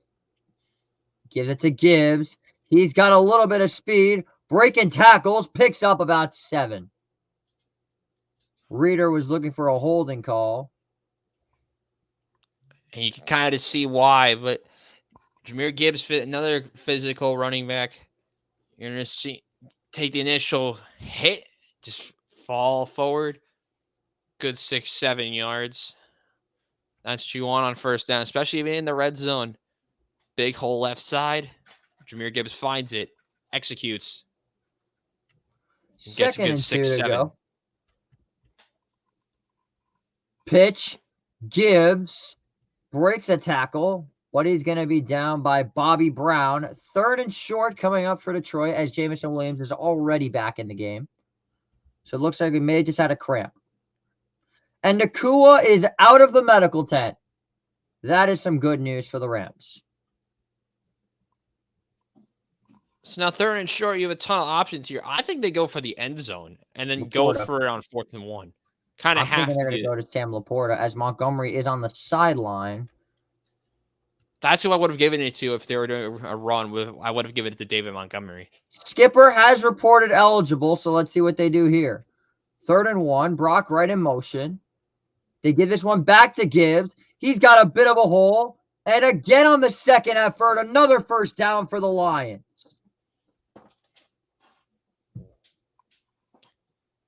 I think Gibbs was trying to run up the middle, but it gets forced out to the right side and just hesitates and eventually finds the hole. Gets it by about a yard. It's going to be play number 8 upcoming. So far, 7 plays, 74 yards in just over 3 minutes and 40 seconds. They're going to collapse. The defensive front's going to collapse right where Gibbs wants to go. He gets pushed out wide, but eventually cuts back and finds that hole.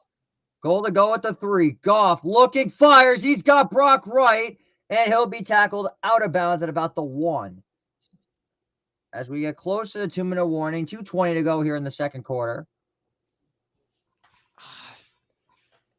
That's unlucky there from Brock Wright. I thought he had a good chance if he dove. I thought he had it.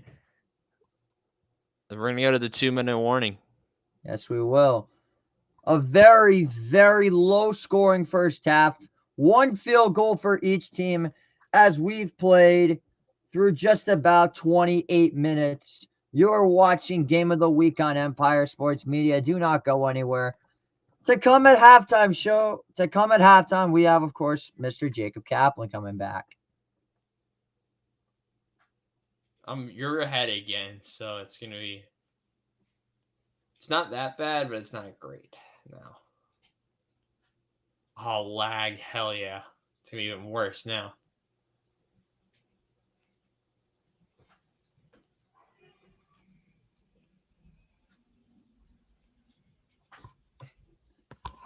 By the way, shout out Caleb Williams. He's the first number one QB to win his debut since 2002. And he did absolutely nothing. Yeah, well, you've seen better debuts. Who was that quarterback in 2002? Ooh. Write the answer in the chat. I'm going to go ahead and guess Trent Green. No. Give me a clue. I got to find what team he was on. I don't even remember who he was with. He was with the Browns, was he? I don't remember. Okay, so he started his career with the Texans. I don't know why I said the Browns. He was drafted in 2002 by the Texans. Was a New York Giant at one point. Kerry Collins. No. Definitely not Kerry Collins. You said New York Giant at one point. That was a He was quarterback. New York Giant in 2008, 2009, and 2012, where he ended his career. Started his career in 2002 with the Houston Texans. Not Matt Schaub. David Carr. Correct. There we go. First quarterback since David Carr, the #1 overall pick QB to win his debut since David Carr. And the best part is he did absolutely nothing. He did. He was horrible. I don't think that looks good for Caleb's career if he's getting compared to David Carr off the rip. And they said best quarterback prospect since Andrew Luck. Well, the Diamondbacks game just took another turn. It's now 10-5. We just got a score alert. Luis Guillorme, sack fly, 10-5 Diamondbacks. Shout out to Ryan Nelson for doing absolutely nothing. Second and goal. Gibbs will. They will say no signal. They say it's a fumble. It might be a fumble.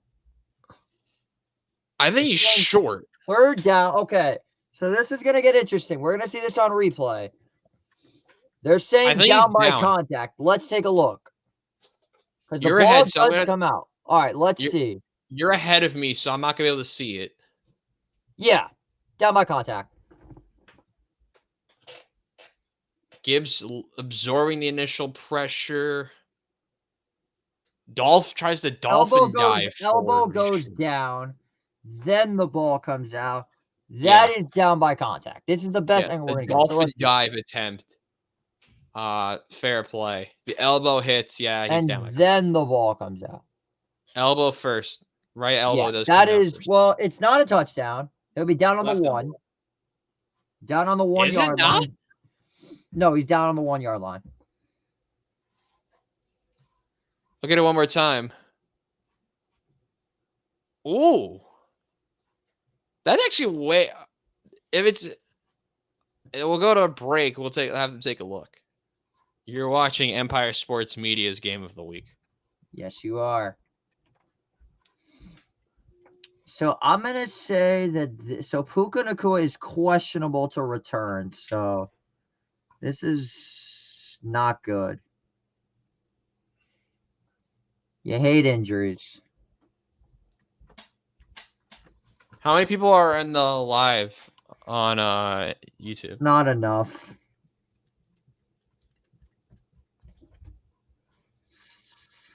Once the Instagram live happens, things will get better. I didn't expect a lot from this game, to be honest. People probably getting homework done, like what I was going to be doing, but now I have to do homework late because of this game.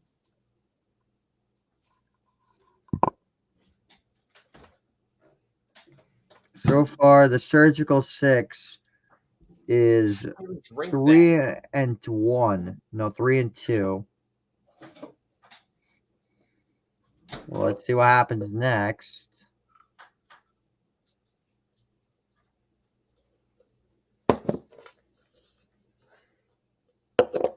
So I think he's going to be short by a yard, and then they'll score on 3rd and goal. I'm interested to see where they spot him because it looked really close. It ain't a fumble, that's for sure. So any that we know.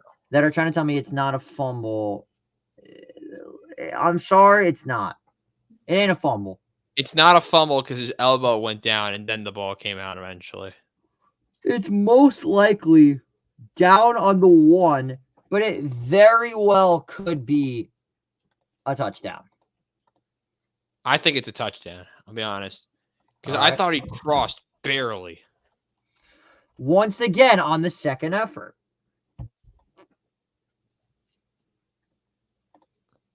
See, that's what ad are you seeing? So it is a touchdown for the Lions. Yep. Good up.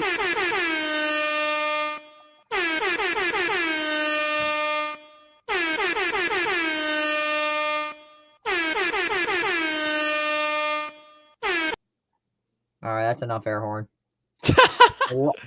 Sorry, it went on for like 30 seconds. Dude, that doesn't help my fantasy matchup at all either. But Jameer Gibbs' second effort, the call on the field was reversed. The frustration Overturned. is really starting to set in right now if you're a Rams fan, 88 because the is good. Lions are coming through with these 3-4-yard plays that are somehow turning into touchdowns. It's getting incredibly frustrating if you're a Rams fan.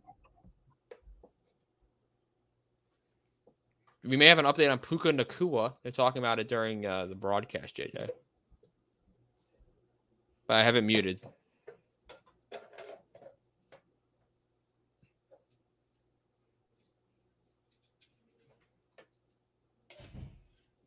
Talking about Note Boom now going against Aiden Hutchinson.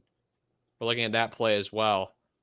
Ow. That's not good. That's not good for your boy Note Boom. Walking very gingerly after the play. Well, a minute 57 to go. So Nacua will be coming back into the game, it looks like. Yeah, that's what I heard. So a minute 57 to go on a drive where it probably shouldn't have happened because the Rams probably should have kicked a field goal. And Jordan Whittington is going to take another touchback.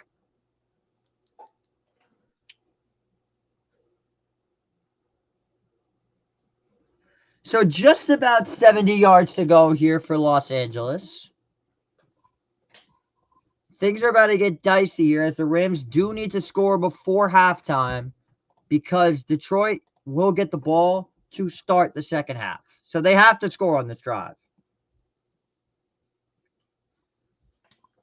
Chris Shula has done a pretty good job so far, in fairness. What's been the biggest takeaway from the first half for you, JJ? Rams got to run the ball.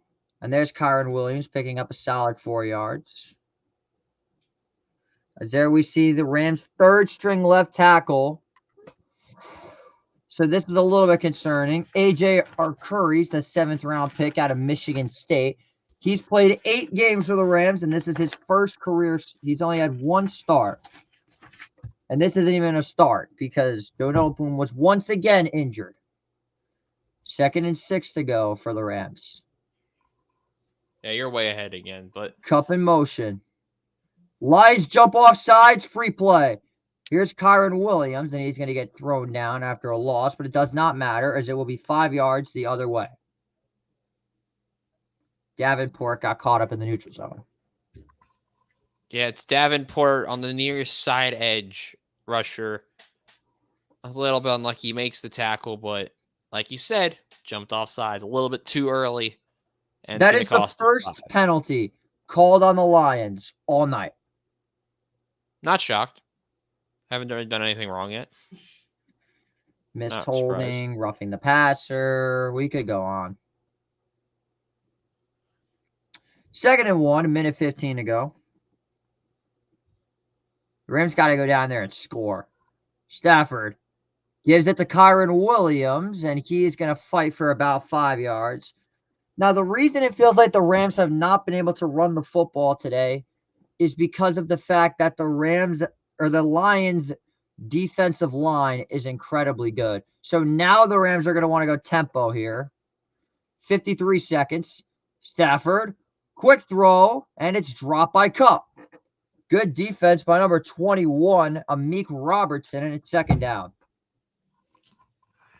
Yeah, Kupp, unprecedented drop. We'll take a look at this one again. Stafford is looking over the middle. Than a drop. There was a hand in there. Usually Kupp does come down with those, though. Normally would. Good coverage, nonetheless, from this Lions defense, as they have been shutting down this very high-powered Rams offense. 2nd and 10, 50 seconds to go here in the first half. Stafford pumps, quick throw, caught by Kupp, Tyler Johnson, but a flag is down, as it looks like this could finally be a roughing the passer penalty. After all this time, they might finally get one. Yeah, it's going to be a low hit on Stafford. He got hit around the knees. Do you believe in miracles? Matthew Stafford got a roughing the passer. Do you believe in miracles? Wow. It was bad enough after what happened last year when Hutch stomped on his face mask. Yeah, that's a penalty. Look at this one more time. I thought that was a late hit low. Yeah, it's a late Hutch hit. gets through. I thought it was a penalty. It The was Lions Hutch. get a roughing the passer penalty. I cannot believe what I'm seeing. As it looks like the Rams are somewhat getting closer to field goal range, although I think they need the end zone. Stafford. Quick throw. Right side. It's caught. Colby Parkinson. He's got wheels and out of bounds at the 23. And the Rams are just outside the red zone with 37 seconds to go in the half. Parkinson with a just on that quick out route, with how speedy he can be. That's the one thing you need to do as well in those situations. Get out of bounds. Save the clock. Save the timeouts. Does it well. Keeping this drive alive for Los Angeles.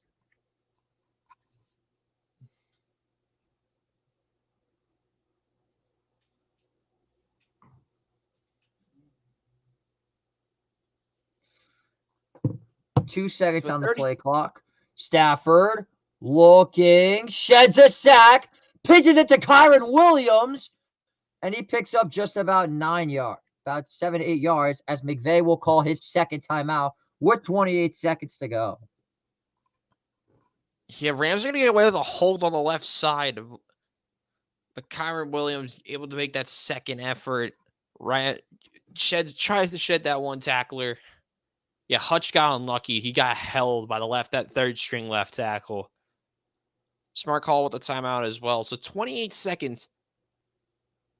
Or Curry's going to get away with a hold on Hutchinson. We're going to see it one more time. Yeah, left arm gets hooked on the Aiden Hutchinson. You talk about missed calls on the Lions. There's a missed call in Los Angeles, JJ. Oh, yeah. They got away with one. Unfortunately, no Jacob Kaplan.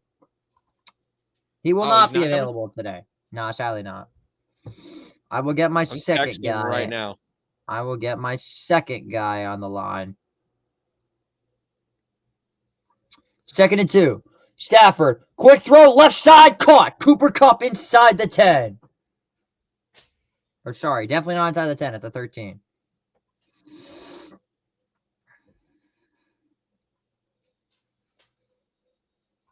Yeah, it's Kupp, good route, out route, quick, simple, out at the 9. Got the first down. Didn't waste a lot of clock. Rams continued to drive. It's exactly what they need. As we all know, Matthew Stafford is a mastermind of the 2-minute drill. But the Rams' kryptonite in the wild card game was the red zone. Let's see if they can fix that up. 26 seconds to go here in the first half. Play clock at 2. Stafford drops back, looking, fires, far side, incomplete. He was looking for Demarcus Robinson, and it's 2nd down. Take a look at this one again, Demarcus Robinson. I thought he had Demarcus Robinson just a little bit too high. Throw on the back foot. Just a little bit unlucky. Pressure coming again from Detroit. They're just going to keep now with one timeout in 21 seconds. You have a lot of options still. Just cannot think of running this clock. You have to try to keep the ball out of bounds. You have to make sure that you're not getting tackled inbounds. 2nd and goal. Quick play clock again. Stafford looking. Intercepted. Picked off by Kirby Joseph with 15 seconds to go at the half.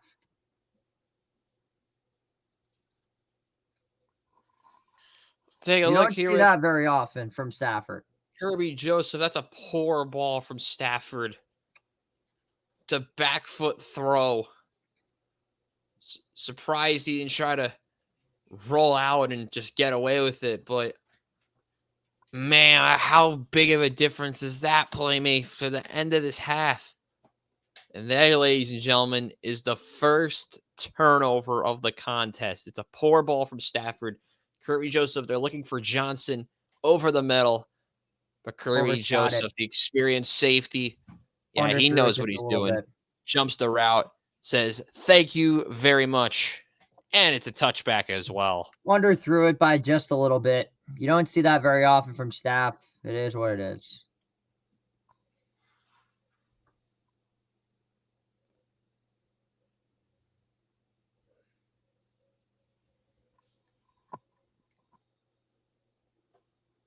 So are they going to knee it out? Nope. Goff gonna throw, and down he goes. Welcome to the NFL, Jared Verse. And that will take us to halftime. And here you see Jared Verse, big number 8 off the edge. Yeah, he's the one thing you love about him. He's so quick. Able to make one move, and there you go. And that is how this first half comes to an end.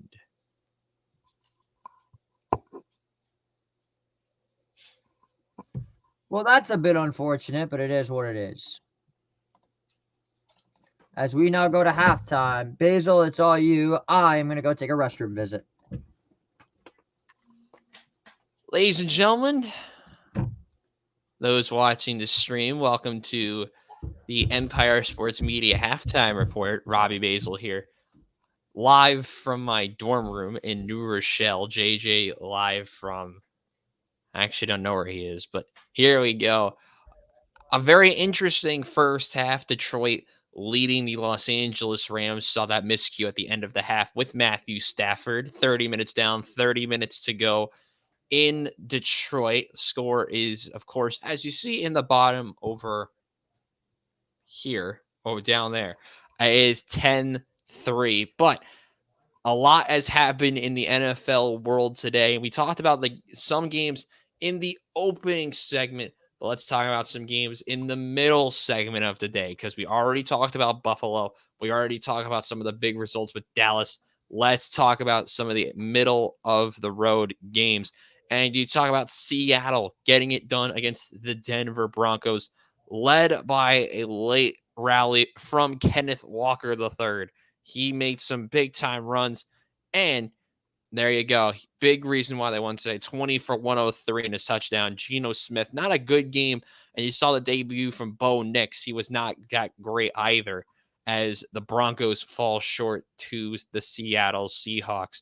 One game we've already talked about today, the Dallas Cowboys, the broadcast debut for Tom Brady, as the Cowboys played the Cleveland Browns. And it was all Dallas in this one. The Cowboys winning 33-17 in a game that the Dallas Cowboys dominated for the most part. We talked about in the pregame, Dak Prescott getting the largest contract in NFL history, $60 million a year.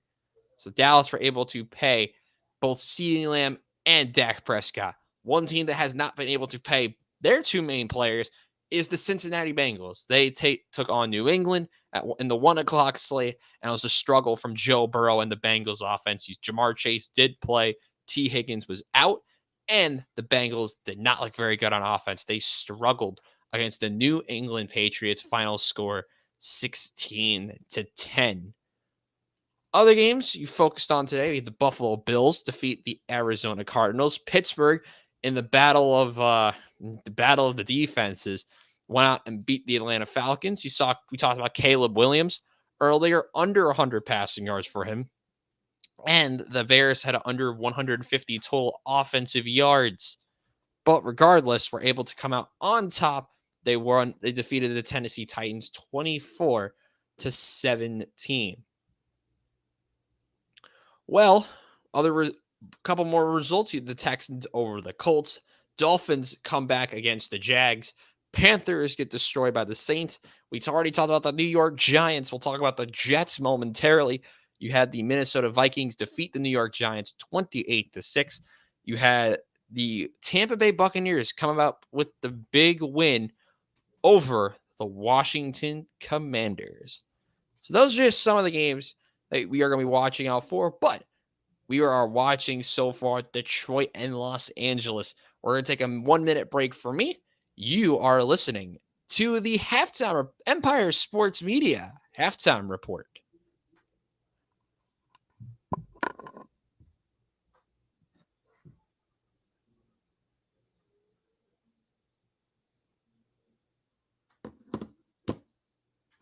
How are we, chat? Chat, are we good?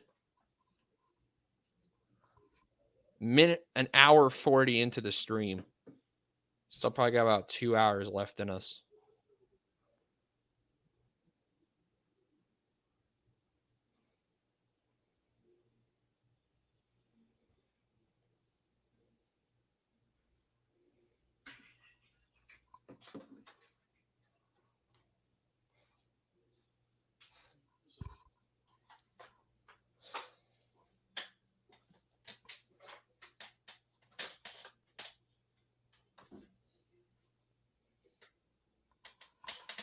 And we are back with the Empire Sports Media halftime report. It's the Detroit Lions 10, the Los Angeles Rams 3. Robbie Basel here on the halftime report. JJ Saglio will be back to swap out with me on the first Sunday of the 2024-25 NFL season.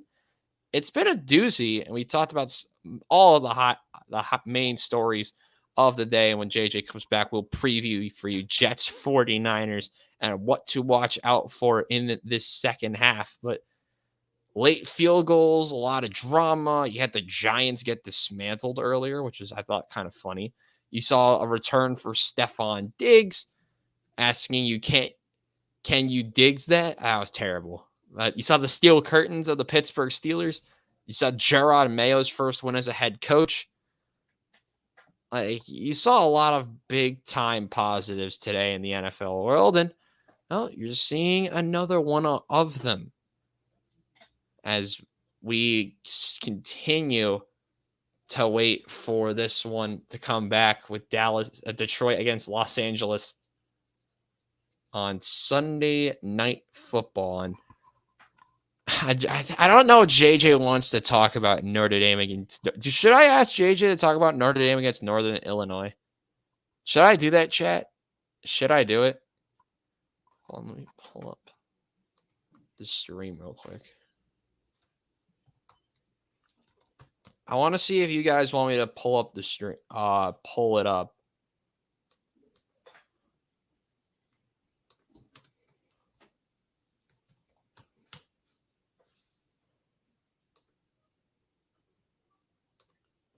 Should I pull up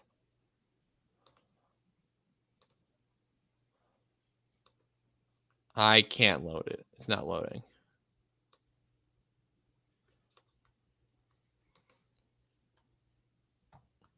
Also, if you want to come listen to my channel, it is the Robbie Basel Show. I'll be making my next video on Tuesday. It won't get demonetized.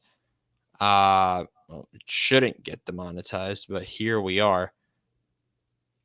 It's not loading. So the stream's not loading. Cool.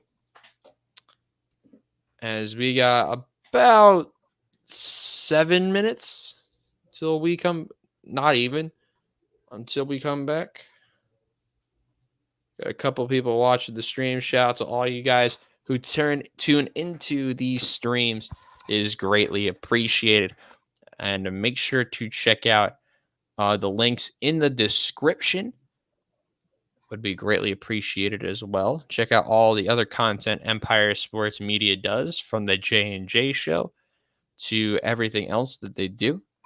It's a pleasure to be back, of course, because I'm not a member of this channel.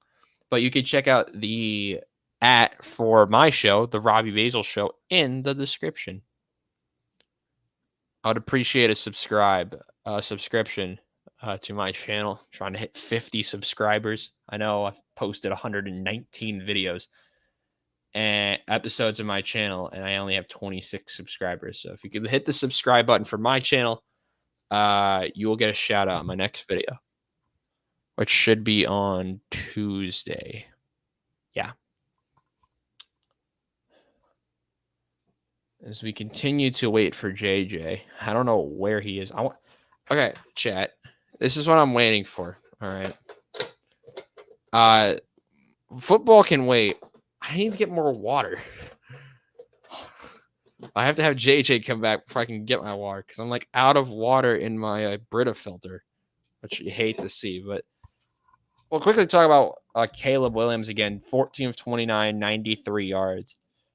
And that Bears offense, with how many weapons he had, they looked really, really bad today. And it's just something that as time goes on, you're really going to need to watch out for how he can regroup and how he can come back and play in these types of situations as we continue to wait for this second half. It should be back after this commercial break. You have been watching the very scuffed Empire Sports Media halftime report.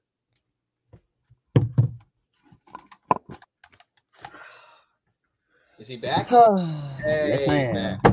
I'm back. Finally. Are we about to be back from halftime finally? I need like 2 seconds. I need to refill my Brita filter. No, I'm saying, are we going to be back? Like, I'm saying the game itself. I think preview the Jets game.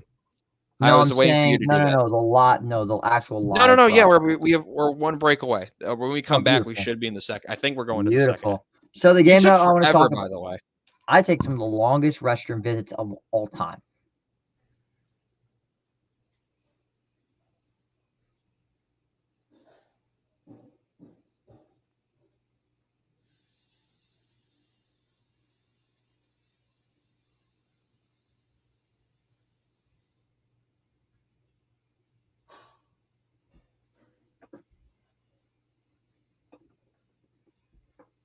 So the next game that I want to get into is the matchup of the Jets and the 49ers this Monday night.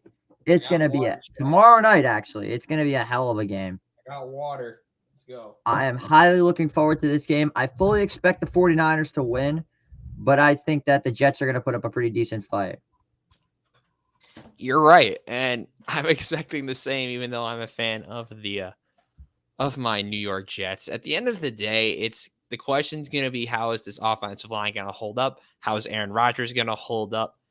Listen, I thought a lot of people, and I believe he said it as well in that interview.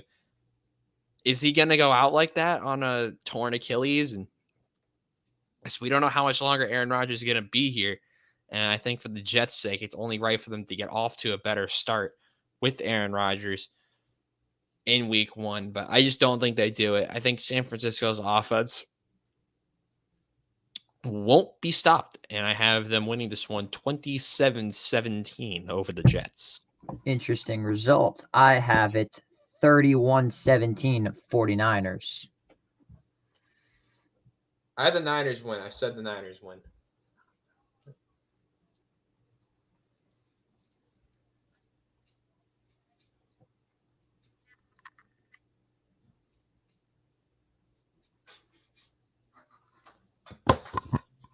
Yeah, Gaines is going off of the ESPN fantasy ratings. What he doesn't know is that those are like the freaking easiest, like the worst things ever. So, just as a reference, don't use those. The ESPN season prediction, power rankings, or whatever. JJ, what are you seeing on your screen right now? Just so I know like how behind I am. Oh, they're showing me the highlights. We just got the first half replay screen.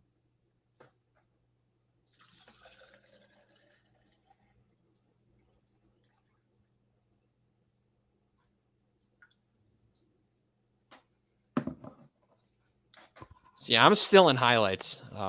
So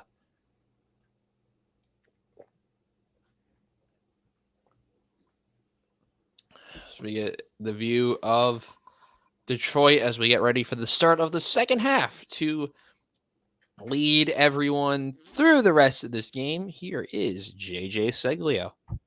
Thank you very much. This is going to be a hell of a second half. I'm expecting a little bit more offense, but the Rams will start off on defense. They have to go out there and get a stop quick.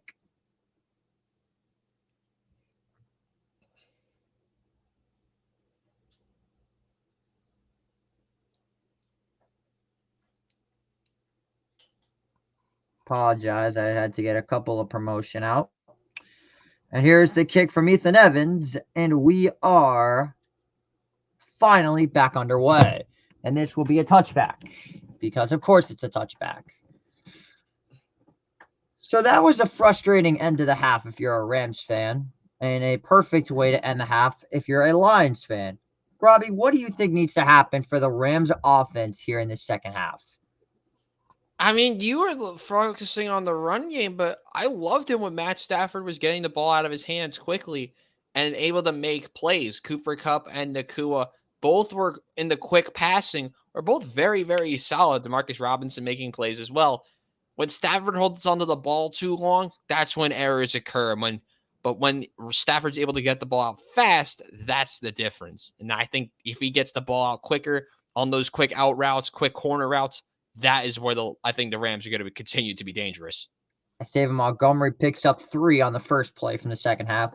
What the defense has to do is just stop giving up so many second efforts. 2nd and 8. Goff hands it back off Montgomery. And he's getting pushed backwards this time, but not after picking up about 4 yards. It'll be 3rd down at about 5. We'll look at it again here with Montgomery out of the shotgun. That hole is just too big. There has to be better pursuit on the initial play there from the Rams. Everyone just sinks back in the zone. It just gives too many hole options for Montgomery. 3rd and 4. They're going back to the kill audible. 10 on the play clock. Goff under pressure. He's got Montgomery, but Williams, not Montgomery. Check. And it's incomplete. Dropped by Jameson Williams. Troy Reeder in on the hit, and it's 4th down, and the Lions will punt it off. And that is exactly what the Rams defense needed. Great hit by Troy Reeder. Forces the incompletion, and an early 3-and-out for this defense. Yeah, Reeder, who was behind Jameson Williams, gets a good hit from behind and forces the incompletion, a 3-and-out. Yeah, it was actually off of Jameson Williams' knee or a quad area, so he never really caught the ball. So we'll be 4th down. And this one will... Oh, it took a Lion bounce, but it's a touchback. He got the backspin on the kick, but it rolls into the end zone after the Lions tried to down it themselves. Unfortunate for the Lions. It took a bounce on the 2-yard line, then bounced up to the 3. Off his knee. He tried this. It went off the knee. That's number 15. He tried to make a play. I don't have his name. It don't matter. Still, he tried. Oh, and it's Rakestraw Jr., the rookie safety out of Missouri.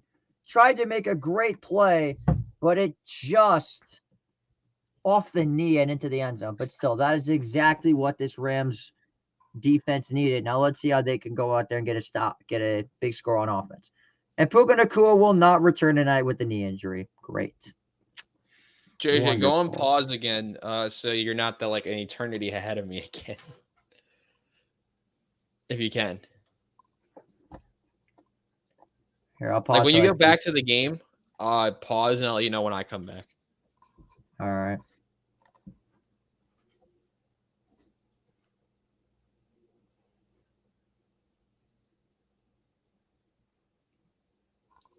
Gan says if Blake doesn't play all game, I'm going to be pissed. I don't know why he would be playing in this, but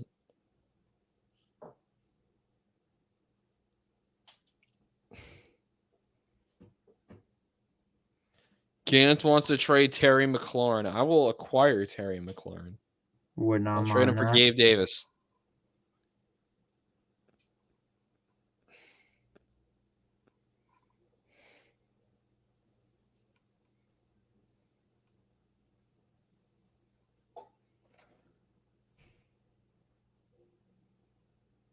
All right, just send him that offer.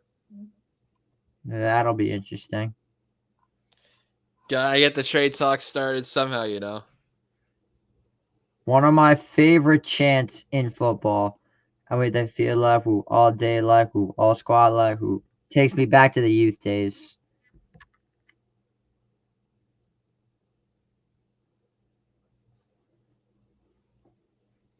%41 of CBS Sports Survivor picks picked the Bengals. Yeah. I took Buffalo. I forgot to make a pick. So I guess I'll pick out the Niners over the Jets just to get a pick in.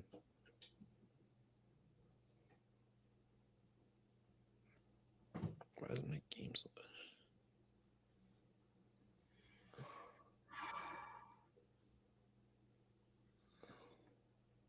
Here's Kyron Williams. Picks up just about a loss of a yard.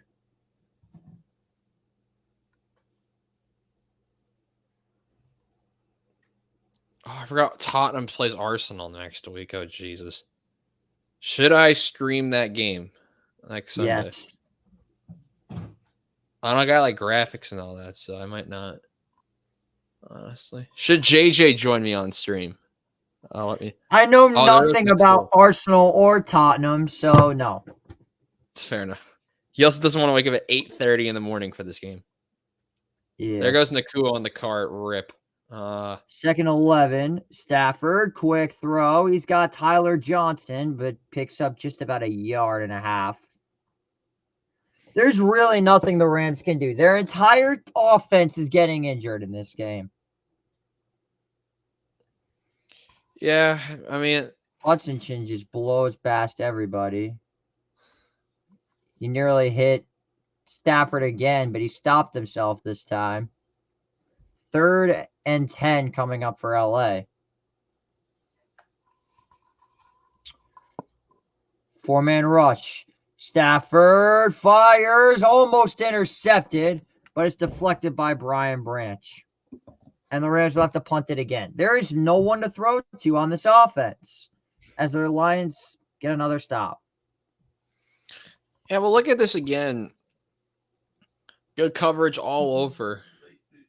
I thought that was going to be picked. I'm not going to lie, JJ. That should have been picked by Brian Branch, who I believe had 3 interceptions last season.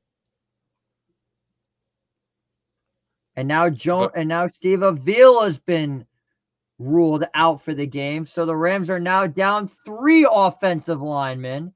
As here's Khalif Raymond down at about the 39. So they will now be going to Logan Bruss to be playing. Looks like he'll be playing left guard. Jonah Jackson at center. The injuries are just destroying the Rams.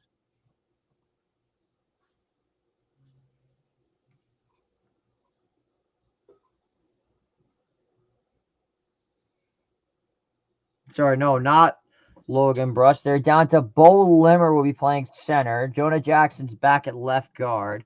The Rams are down to 2 starting offensive linemen.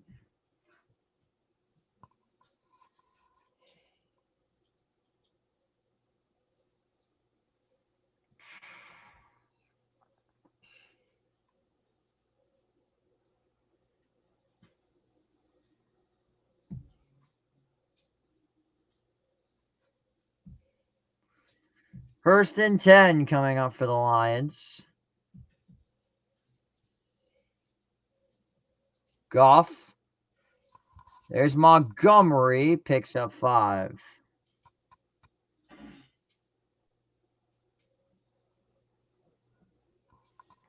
This is just sickening. How the entire Rams O-line and all these players are just getting injured. But now who isn't getting stopped right now? Unlike the Rams offensive line, it's David Montgomery. Gets another good rush there on first down. Makes it second and manageable. And if you're the Detroit Lions, this is where you could really put a spear into the side of the Rams. 2nd and 5. Goff. Dump off. There's Montgomery. He's tackled by Roseboom.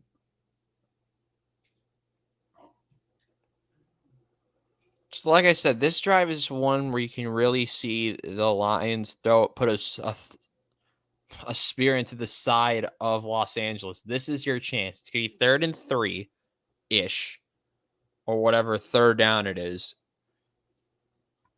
It's 3rd and short. I'll put it at that. This is where you have to capitalize. Right here, right towards the middle of the field. Keep it simple. Keep it on the ground. And the Lions will probably get this first down. 3rd and 3 coming up. And you got to expect the Lions to go for it. Goff. Drops deep. He's wide open. It's Jameson Williams. It's caught. But a flag flies in. There is a flag down. Looks like this could be offensive pass interference. Well, let's Let's see see. who the flag is. Yeah, it is. Should be.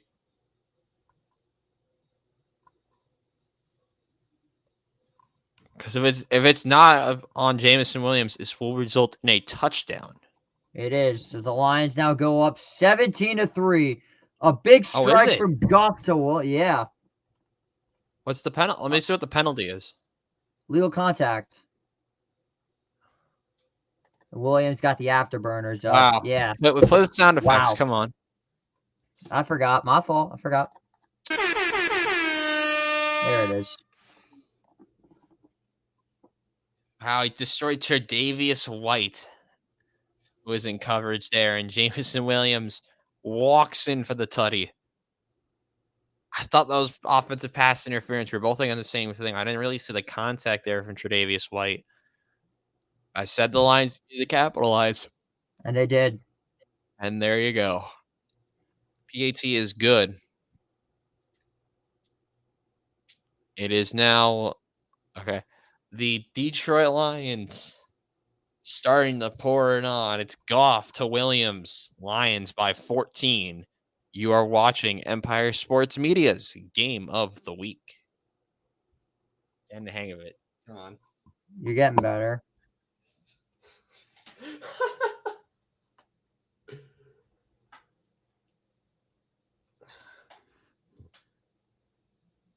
Are you on Instagram Live soon, or like what's the deal with that? We'll get to that. Hold on, I have an idea. Let me get the mic stand.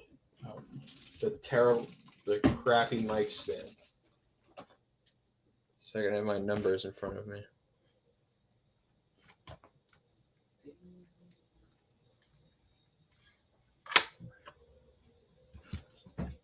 Apologies, my camera gets messed up here, chat.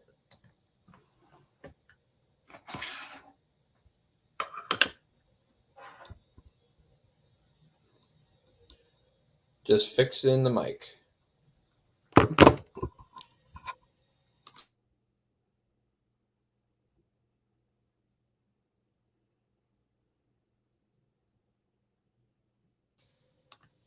All right, we're making it easier for ourselves now. I completely forgot I had this stand with me, and here we are. Does it look better, JJ? Yeah. Yeah, I had a feeling. Now I can use my hands again. That's a terrible statement. Here we go. Shout out to the Newburgh Goldbacks who won this week, unlike the Los Angeles Rams tonight. Hey, there's still a lot of time left. Chat. I had to go. nothing. I had to do it. I'm sorry.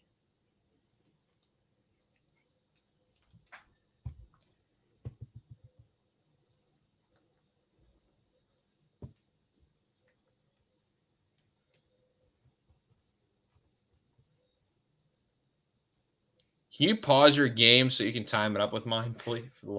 Yeah.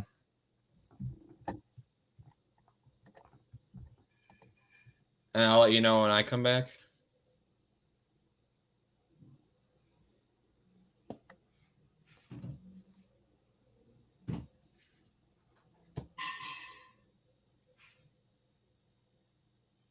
Shout out to Danny Erb who says Rams and Notre Dame locale of the week. Bro, this is just not I just came back. That's showing brilliant minds. This is not fair. All my guys are getting hurt and everything. This has been a bad week of football. And we're back. Yep. And Rams trail by 2 touchdowns. I just kicked off, so you're good. So, JJ, as the viewer of the Rams, everything's going wrong. What do you think they need to change? Chat, what do you think they need to change? They got to score. Stafford has absolutely no help as his offensive line is just deteriorating as the game goes on. Aiden Hutchinson has been a wrecking ball this entire game. Stafford rolling out. Under pressure, pitches it to Kyron Williams. And he loses about 4 yards. I don't know what this play calling is. I'm confused. I really I think am. it's not really because of the play calling. I think it's the pressure that's coming so quickly with this weaker offensive line. Detroit getting more aggressive. We're going to take a look at it right here. Hutchinson's going to come destroy the third string left tackle and get it's just too quick to the quarterback. And that's why I talk about the quick passing. Well, the quick defensive line play is also making a big impact. Well, it's also difficult for Staff as he has nobody else to throw to besides Cup. 2nd and 13, and now they give it to Kyron Williams. Fights for just about 3 or 4, and it's 3rd and 10.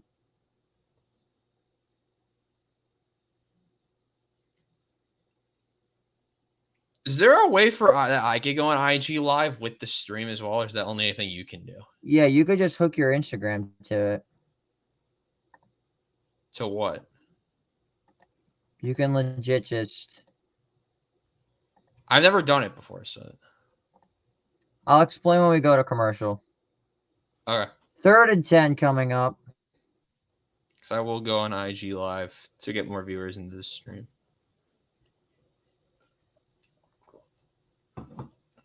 Stafford. Quick throw. There goes Cooper Kupp. He's got a burst. He's got a first down. There's the quick throw again, and that's exactly what Stafford needed. I mean, you used to be the quick out route to Kupp, but now it's the quick screen to Kupp. Listen, I said they need to do something quick, and well, you're going to see trips left, and well, there you go, Kupp. Far left receiver, 2 blockers in front. There you go. Finds the hole and gets a good chunk. Had a pretty solid block there. I can't even lie. Play clock at 7. Stafford rolls out a good block by Kevin Dotson going deep. There's Cooper Kupp again at the 38 and out of bounds at about the 36. So the Rams are starting to attack the weak Lions secondary as their number 1 corner is, remember, Carlton Davis is the number 1 corner for them. Kupp is just a very agile receiver, and he can create separation unlike none other. As there you see, gives Terrion Arnold the old okie doke, and it's a first down. It's that out route again we talked about earlier. This time Stafford patient in the pocket. Let's Kupp run the route. Good protection there. It's the 8th catch for Kupp already. Another rollout. This time they go to Tyler Johnson. He's met immediately at the line of scrimmage. So Terrion Arnold, not the best in coverage, but a very good open field tackler, and it's 2nd down.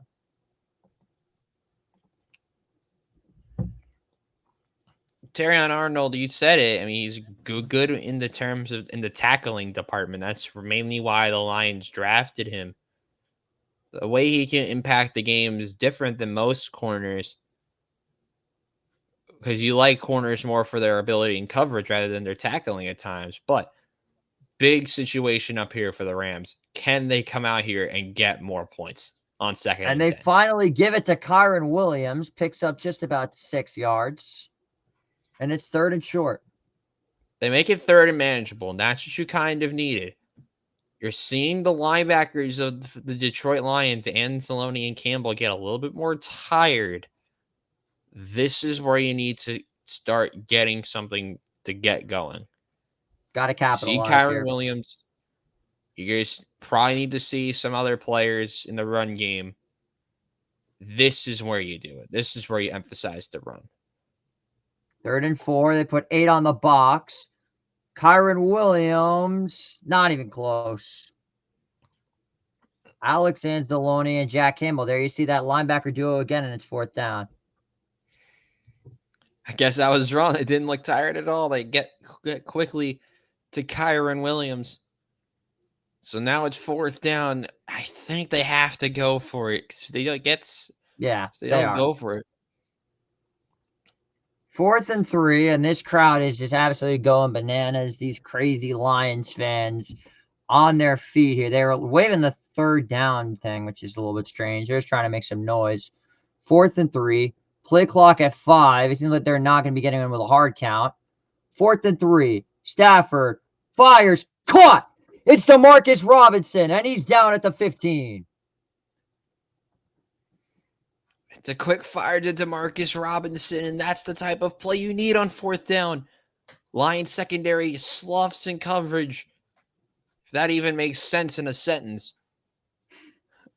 But fortunately for the Rams, unlike that sentence, it's not a broken play, and they go out and get the first down. And we have an injured Lion on the field. That appears to be Terrion Arnold, that will step away for a moment with 5:13 to go. You're watching Game of the Week on Empire Sports Media. Okay, so to hook it up on Instagram, so first, put in the private chat your Instagram username. Yeah, I'm gonna help you out here. Let me go to. I think this is the one I'm gonna use my personal one because people actually look at this one.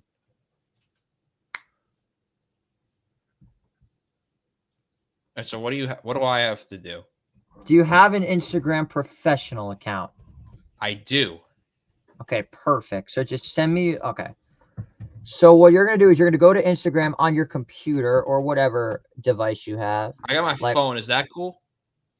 I can load up. I think I can load up my. Load up a laptop would be my best. Let me see if I can load it in on my laptop.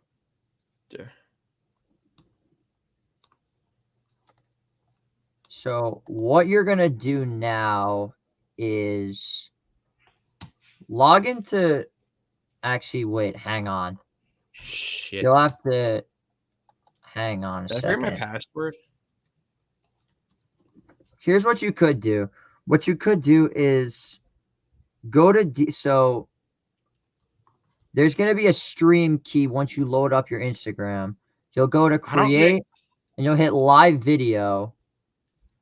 Go to Instagram on desktop. Did I forget my Instagram password? All right, I'll do it. Don't worry. I got this.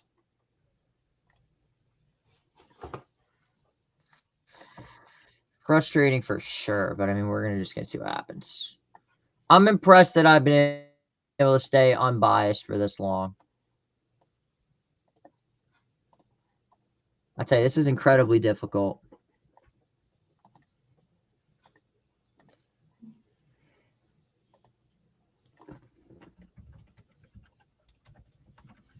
I don't know why.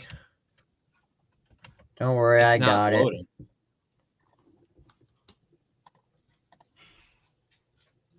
Welcome back to Sunday Night Football. As the Rams are finally knocking on the door in the red zone. Let's see if they can finally capitalize. They have not scored in the red zone since week 18 of the NFL season because they were 0 for 3. Jet sweep to Cooper Kupp, and he doesn't get much of anything.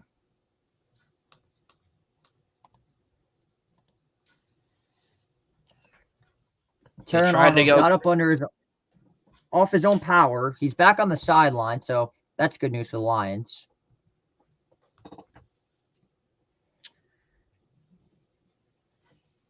Second and 9. Can the Rams finally get in the end zone here in Detroit? Second and 9. 8 to go on the play clock. Kupp goes in motion to the left side. Stafford hands it off. Kyron Williams picks up about 4, and it's 3rd and short. JJ loves Kyron Williams trying to get more involved, but with this weaker offensive line, I don't know how useful he's going to be the rest of the way. But as time continues to wind down, the Rams are getting in more and more interesting situations. 3rd and 6. So I just made a mistake. I accidentally clicked go live on Peacock, and we have a defensive holding penalty on Carlton Davis. Okay, so dude, I just screwed it up. So I'm going to be used for the next couple of minutes for how behind I am. We're going to look at this with Carlton Davis. I'm so sorry. Back of the end zone. I'm sorry, bro. I hit it by accident. Bro, on the smart toaster, Gans. Okay, I got to get this right. The Iona Wi-Fi is so horrendous that first and goal from the 2-yard line. This has to be the Kyron Williams money play. They give it to Kyron, and he's in. Touchdown, LA. Their first red zone touchdown since week 18.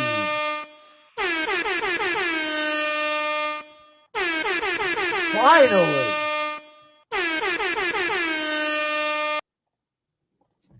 Kyron Williams takes it in. A huge touchdown for Los Angeles, as now they are back in the game and they just need a stop on defense. Unfortunately, that's been probably the most difficult thing besides scoring in the red zone. Yeah, I mean, it's a simple run. Kyron Williams up the middle. Keep it simple. Rams, was the extra point good? I'm still behind. Well, let's see. Joshua Carty's PAT is up and good. 17-10 our score as the Rams have finally cut into the lead. Gans is frustrated because they are not playing Blake Corum. He is going off in the chat.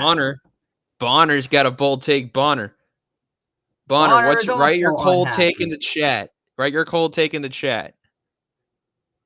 What do you got for us? How you request Gans wants to join? No.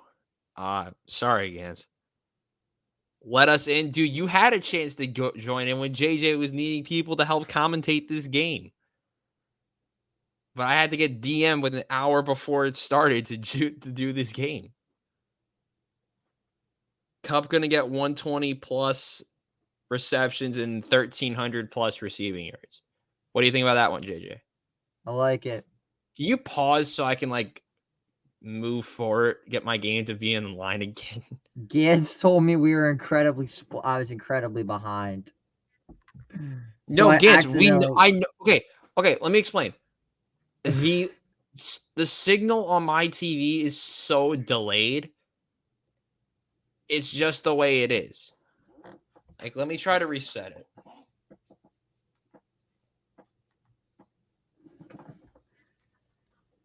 Rams 0-17. Thoughts on that one, JJ? These people just love to hate.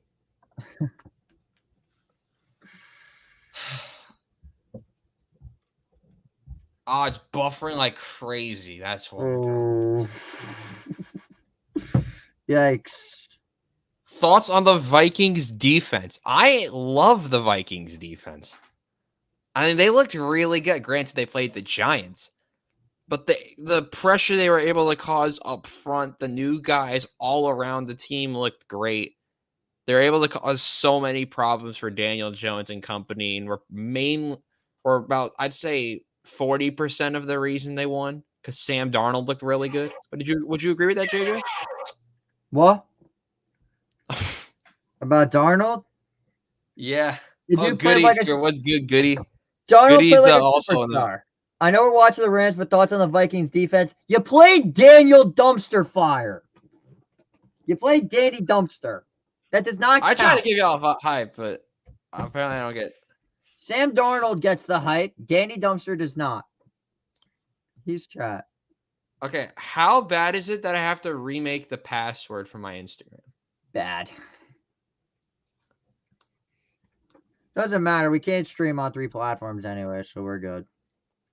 Aaron Donald and Barry Sanders are the only players to play 10-plus seasons and make the Pro Bowl every year, as Ethan Evans sends this one through the goalpost. It's good.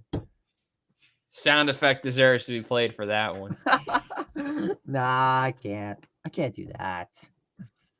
That should be a thing, by the way. Jim Harbaugh and the Chargers, so now Gans is a Chargers fan. Wonderful. Maybe that means the Jets will actually win something. Jeez. Hold on. I'm writing something on the YouTube chat. Hold on. I hope you're excited for tomorrow. I am. 1st and 10 to go. Laporta goes in motion on the 30. Goff, play action. Under pressure, dumps it off. He's got Jahmyr Gibbs. Slides down at about the 32 for about a gain of 3 yards. 3:20 to go in the third quarter. Much more low-scoring game than last year. But this Rams defense, 50 career sacks among players on their current roster. This is the youngest defensive line in the entire NFL. So 5 years from now, this will be probably the best defensive front in the league. And here's the pitch to Jahmyr Gibbs. Gets a far block, but a good play on the far side by Quentin Lake. And it's third down. It's just not working now. Oh, no. It's not good. Oh, no. Yeah, I think JJ loves to hear that statement. I don't. Where it's like, oh, no, it's not working. What are they doing? Now you're up to a third and what is it? Third and whatever? 3rd and 5. 3rd and 5. Rams look, he got away with a bit of a neutral zone infraction. J-Mo goes in motion to the far right side. 4 to go on the play clock. A silent forward field. 3rd and 5. Goff. Looking, fires. It's caught by Laporta, but he will be short, and it's 4th down. Goff and the Lions are going to punt. Really? Yeah, they're not even at Where do they mark this? Because yet. I'm actually interested. Where do they mark Short this? by a yard. On the 40-yard, on like the 40-yard line. Like the 39. You're not 39? going for it in that situation. No way. Dan Campbell's crazy, but he has a brain. True. If Goff was a mobile QB, maybe he would have, as Jack Fox sends that one into the Ford Field sky. And it's going to take a forward bounce, and Kyron falls on the ball. And now the Lions team is trying to fight Kyron Williams, so that's just wonderful for fantasy numbers. Minute 31 to go in the third quarter. You're watching Empire Sports Media's Game of the Week. JJ, thoughts on Notre Dame having 0 offense? Riley Leonard needs to go back to Duke before I grab him and throw him back to there myself. Ike complaining about Gans. You love to see it. Shout out Ike. Bet he's vibing at Syracuse. Shout out to all the Q's boys. You know, it's like a million of them at this rate from our friend group. What'd you say? We want Corum? No, you won't. Actually, no, I think he'd be impactful in this game. Maybe. Okay. Jets defensive line clears the Rams. I do agree with that statement. That I can't disagree with. Because they're actually experienced, though Hassan Reddick is, I think, like a 7-year-old. You can make an argument he's doing that and holding out still. But, yeah, no, Gans, that's your first good take of the day. Keep it rolling. Even in 5 years, I don't know who's going to be on the Jets defensive line in 5 years. So I think the Rams have a better chance because they're all going to be like on rookie contracts in 5 years. All of them. Vikings winning the North. Bold. Like, that's very bold. It's 1 week, though. I mean, I still... Listen, my pick in the beginning of the year was Green Bay. Mine is still Detroit. It's hard to bet against Detroit. What's up, Braden Young? How's it going, my boy? Like, the problem with the take with the Vikings is they've played 1 game and you have Sam Darnold at quarterback. From watching Sam Darnold for a long time, I don't know how they're going to be able to be stable with Sam Darnold at quarterback. Meaning, I don't think they're going to be able to keep it going with Darnold the way they did. Granted, they played the Giants.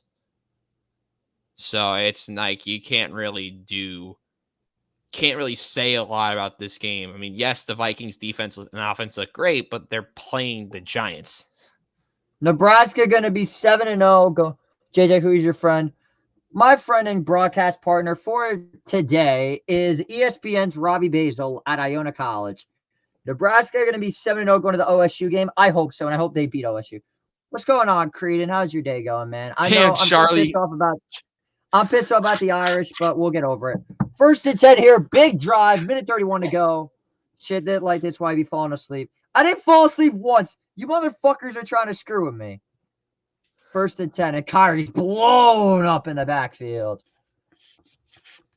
That's going to be number 32, Brian Branch again. Spell my name right, please, Braden. It's E-L with an I. I-E. Also, shout out to Charlie Scott for violating Gans in the chat. They're just going to keep bringing up Notre Dame, I swear. It's annoying. Listen, all we could say is that Michigan had a not great game themselves. So, shout out to my guy Charlie Scott, another Syracuse guy. Yeah. 2nd and 12. Do we want Blake? Do they want Blake? Stafford caught. Tyler Johnson. He's got blockers. He's got blockers. He's got the afterburners at the 45, the 40, the 35, 30, 25, down inside the 20. What a gain for Tyler Johnson. What a 63-yard gain, and the Rams offense is in business. I don't fall asleep. Wow from Tyler Johnson. We're going to take a look at this one again. I don't know how he gets out of the initial play. Like, gets past 5 yards. We'll look at it again for big old number 18 and white. It's going to be a route over the simple drag route. Just stops and says goodbye, and he puts on the afterburners like JJ says. Jukes one Lions player into another, and there he goes. And that'll do it for the third quarter. So the Rams end the third quarter big. 17-10 after 3 as we go to the fourth quarter. Don't go anywhere. You're watching Game of the Week. I will be right back. All right, chat. What are we writing in the? Tell JJ to stop screaming, Liam. I got you, brother. I got you. I will tell him to stop yelling. Jim Harbaugh got the game ball. Did anyone ask? Third quarter and still no Blake Corum. Yeah, I know. I think Gans.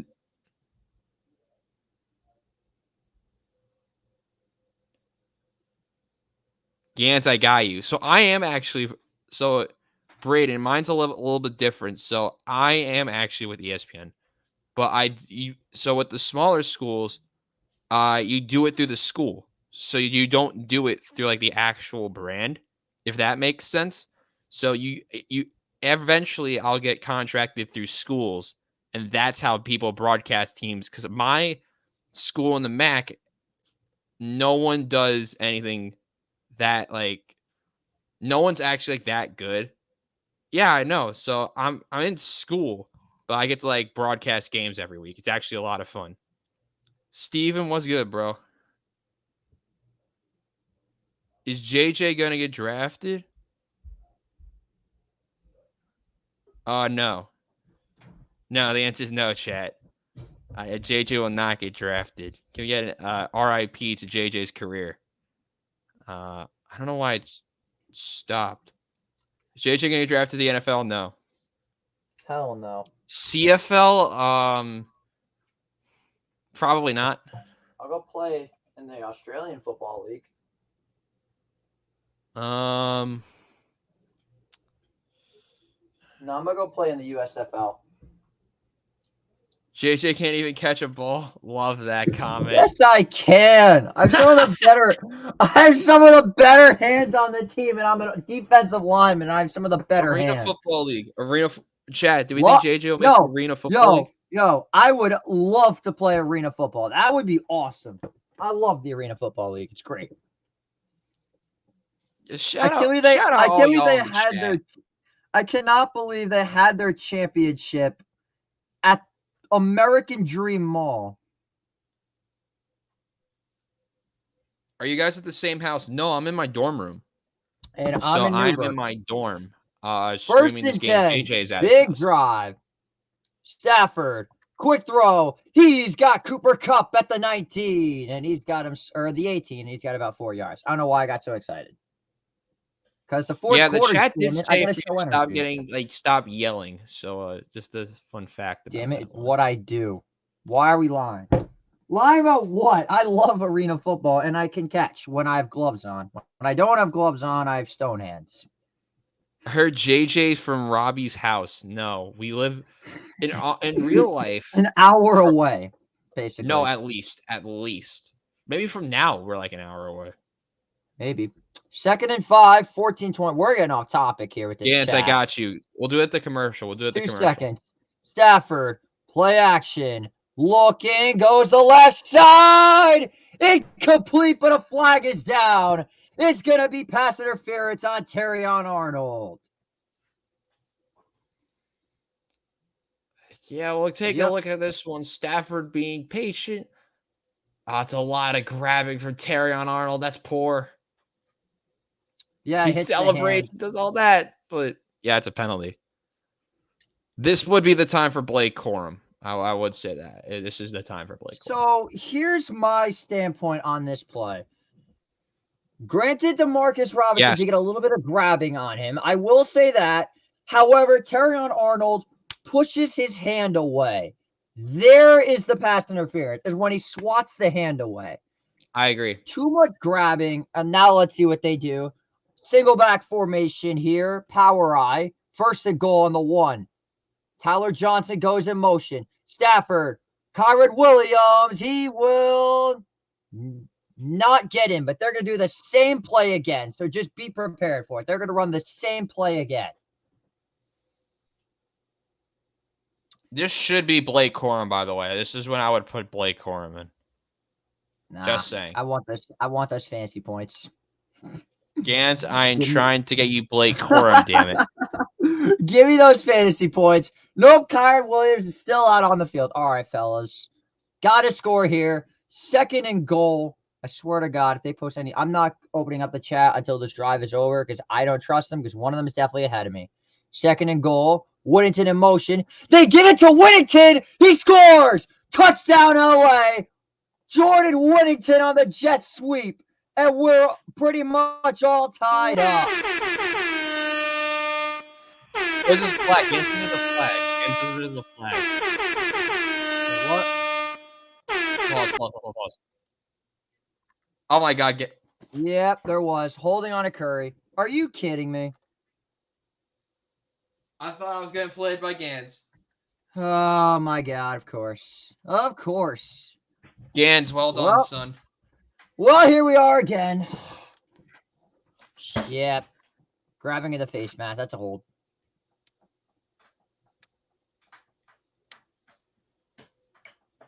That's unfortunate. It have been those penalties that have shot the Rams in the foot for years. And it happens again. That's unfortunate. And I think that's Blake Corum back there. I believe. Nope, it's Kyron. Williams gets about to the 8, and it's third and goal.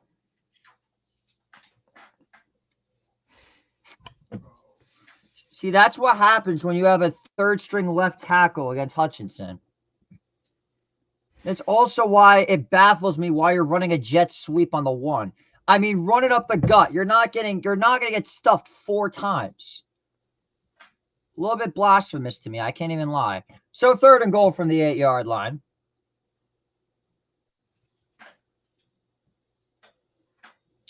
$12:45 to go. Lions up by 7. Stafford heaves it deep. He wants Cup. Incomplete. But another flag is down. Another bailout? It's going to be a hold on the Rams.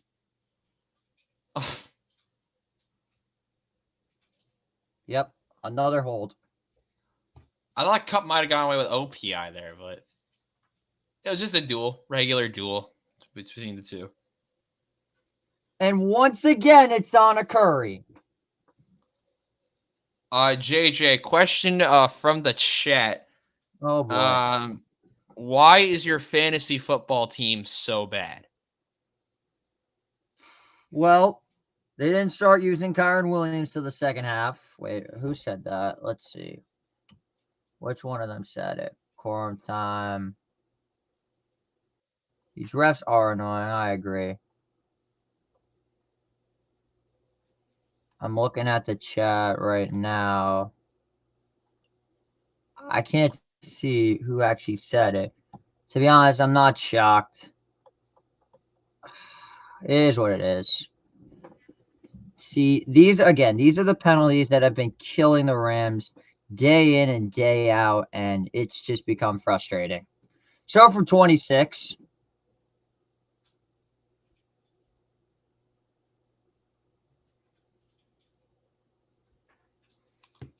Joshua Carty from 26. Up and good. So the Rams get a field goal. The defense has been coming alive, but the Rams cut into the Lions' lead. It is now 17-13 as you're watching Game of the Week live on Empire Sports Media. How the hell are we in this game? It's a great question. Seriously. How are the Rams in this game? I don't even know. I'll be honest. We should be getting crushed. I'm the most useless color commentator because I thought I broke my AirPod case and I didn't. Also, I'll just re-ask this question. They're talking about the fantasy league we're in. Why is your team so terrible? Which fantasy league are they talking about? Our league. Oh, well, Breece Hall has not played yet. Puka Nacua just got injured. So I don't know. JJ says, I don't know. Gans, who asked the question, why do you think JJ's fantasy team is so bad? Gans wins 1 week and doesn't know how to talk. It's unbelievable. Listen, my team's is now slated in last, so I don't like that, because we're better than your team, and we're not even out of our own matchup yet. We're kind of out of it. We need Kupp to stop getting the ball, but we need Debo to get like a big day because we didn't have anything out of the quarterback position. Yeah, rough first week from my team as well. But at least we're not getting blown out like JJ is. Woo! At least we're in the matchup. So technically we are in the matchup. Dude, I got to say this. Shout out to Maggie and Bridget's team, They went off. Barkley. But it's not even over yet. Like, it's not even close to over. Their team's would beat me beating mine with one player left. That's absurd. How about fantasy baseball? I'm out. Next question. I'm also out. Well, you didn't make the playoffs, so that's on you. Can we just get quorum? Score 100 points. Listen, bro. Fantasy baseball. I'm just frustrated. I lost by 27. Hate to see it. Nelson didn't do enough, and I'm out. It's annoying because for those who were not paying attention, also a breaking news, my other podcast, the new show I'm on, and I'll announce it here because I was supposed to announce it yesterday, but my show got demonetized. I am a part of a brand new podcast on WIUR Sports Gales Radio. We go live on Tuesday. So W's in the chat. I do have a show that goes live on Tuesday. So it's going to be a good time. Tuesday, I believe it's going to be at 1 o'clock on Tuesday on Gales Radio YouTube as we're back underway again. We got a touchback. So if you want to check that out, now. search WIU. Sorry. Who is the so if you want to watch my that channel, tune into WIUR Gales Radio YouTube. They give it to Gibbs, and he goes nowhere. Braden Fisk, the rookie out of Florida State, with a nice tackle for no gain. Sorry, continue your self-promotion. Actually, no, I got a quick question for the chat. Who is the quarterback of the future for the Los Angeles Rams? That's a good question. You could say Jimmy. You could say Stetson if he gets his head together. You could say the draft. But I'm looking at a guy like, if we are going to have a first-round pick, you could probably get a guy like Cam Ward. Honestly, I would not hate that at all. Stetson Bennett? No. No. And we've got some false start on the Lions. Looks like that was the entire left side of the line moved. No, hold on. This way. Yep, the left guard, Graham Glasgow, gets the penalty. Told you. Riley Leonard. I just realized. God, no. He can't throw. Well, actually, it's Notre Dame's mistake for taking a quarterback that they themselves injured when clearly the dude's not healthy. 2nd and 15. Goff. Pitch and catch to Laporta. He picks up about half the yards, and it's 3rd and 6. Listen, you need to get that big chunk back, and there you go. Good little play over to Sam Laporta, who we highlighted in the pregame. And there you go. Now, on that little comeback route, now you have third and manageable. A third down that the Lions do need to convert because the Rams have all the momentum. Stop is needed for this Rams defense, but the Lions got to convert. 3rd and 6. Goff. He's going to escape the pocket, and he's going to get the first down. Good hustle play from Jared Goff using his wheels, and it's a first down for Detroit.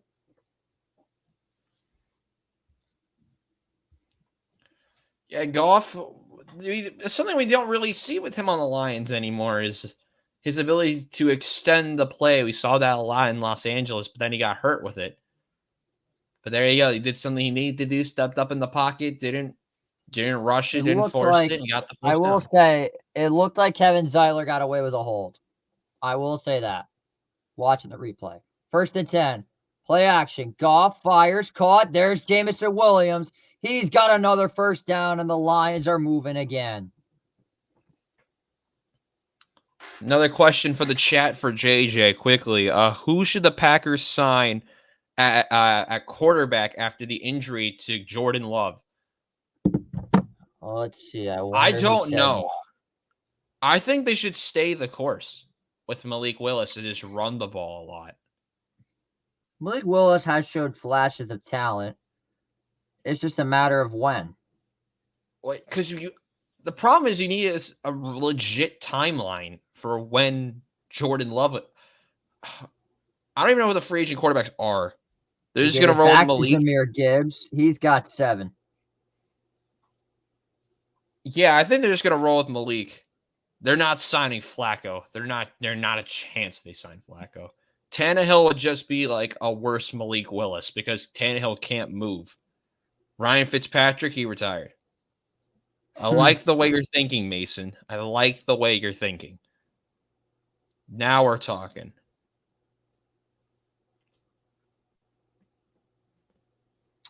Someone got to keep an eye on Kevin Zeiler. He's getting away with way too many holds. I'm not on that play, but just in general. 2nd and 3.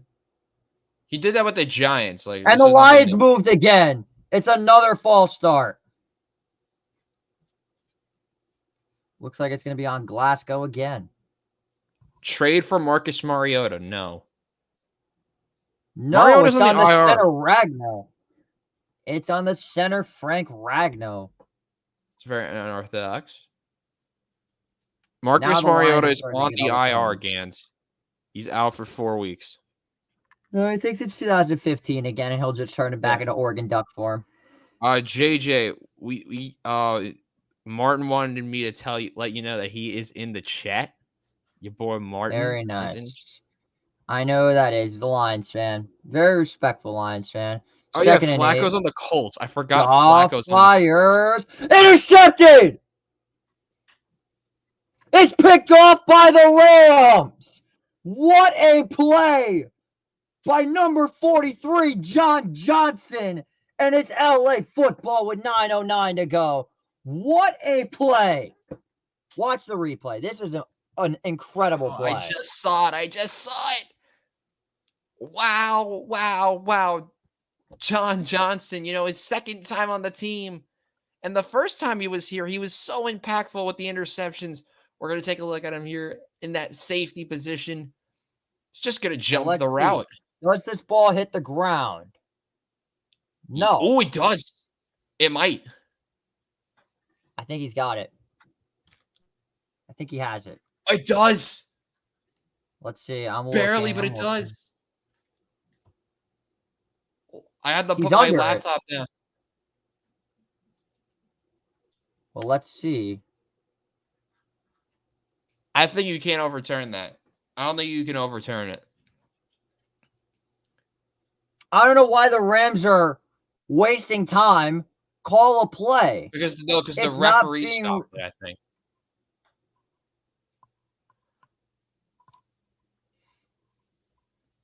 Rams, you better hurry up and call a play because Dan Campbell's about to fling the challenge. The clock's not running. Nothing's happening. I'm just saying. Campbell's definitely thinking about challenging. But it seems like there is not enough evidence to overturn it. The Lions fans think it. John Johnson reads it like a book. Yeah, As he it did looks catch like, it. It's yes, the confirmed. Rams will finally. Yeah. What a play by JJ. JJ the third with a pick. 1st and 10, 9:09 to go. Stafford, quick throw. He's got Cup on the sideline for about 7. So now you got to recognize that the score. Rams have a ton of options, and they can essentially do it. Oh my god! Wow. Don't worry about it. This game's I'm tired. about 8 Yeah, minutes it's been a left. long day. It's been a very long day, It but has been a long the Rams day. can have a lot of options of what they can do, and I'll explain it after this next play. 2nd and 3 coming up for Los Angeles. Ball is on the 20, looks like to be the 27-yard line.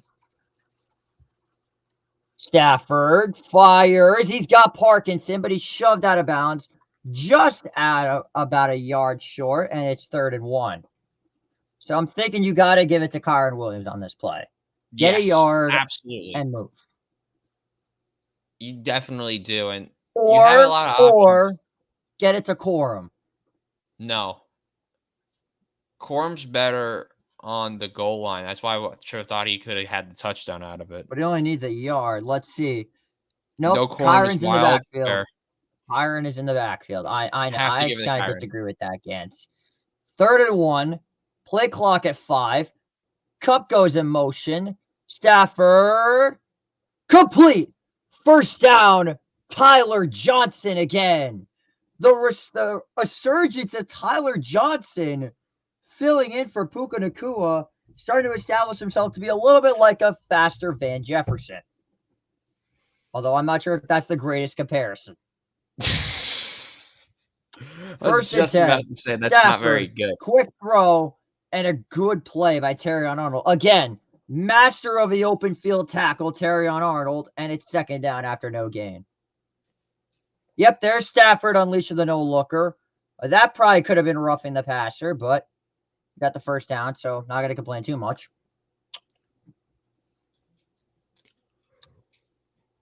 Second and 10 coming up after no gain. 7 minutes to go. By the way, that's not roughing the passer. Maybe it wasn't. Maybe him in the chest. Dramatic. That's fine. Yeah, I guess. Play clock at 3. Play clock at 2.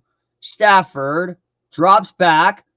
Got a man caught. Once again, it's DeMarcus Robinson. He'll be about a yard short. And it's 3rd and 1. This one, you have to run the ball. Yes. Because you're in 4-down territory. You have to run the ball this time. And the Rams are going tempo at just about the 40, it looks like the 48-yard line. And they will run the ball. And Kyren Williams has a first. With 6:12 to go. Rams have already burned 3 minutes off the clock. I think they have to stop going tempo. They have to stop going tempo. Oh, they're going to slow it down. Don't worry. I know it's been working for them, but the clock is now their best friend. You have 6 minutes to go. You have to drain it to about 3. So Warren McClendon may or may not have just got away with a block below the waist on Aiden Hutchinson. Oh, yeah, definitely. It looked like that could have been, that could have been a trip. Oh, because offensive linemen don't get penalties like that. They either get holding or whatever. Stafford, far side, caught. Wait, does he get it? The catch for Cooper Kupp inside the 25. Or sorry, I am really bad with the inside the whatever yard line spots. Let's see. He's got 1. Oh, wow. I don't know. It doesn't matter. They ran another play. So forget the replay. Let's see. 1. Wow. He did. Unbelievable. Cooper Kupp gets separation like almost none other in the league. That's not even. And not to mention it. That's not to mention it. Kyren Williams in that first play back got a good chunk, another good chunk of yardage. So now it's 2nd and manageable again. This is what the Rams love to do: is get these chunks. 2nd and 5. Stafford evades the sack, rolls out, fires. It's caught. It's DeMarcus Robinson, And he's out of bounds at about the 10. 12-yard gain for D-Rob, and the Rams are goal to go again. This is what you want to see. Get them in those goal to go situations. I'm sorry. I cannot not laugh watching Stafford evade these defenders as a 35-year-old quarterback. The old man can evade a sack like none other of old quarterbacks. Obviously, Lamar can, Mahomes can, A-Rich can, CJ can. Damn it, the dude's 35 years old. First and goal to go. Stafford, quick throw. He's got Cup. He walks in for the back pylon. Touchdown, LA. The Rams have taken the lead. No flag.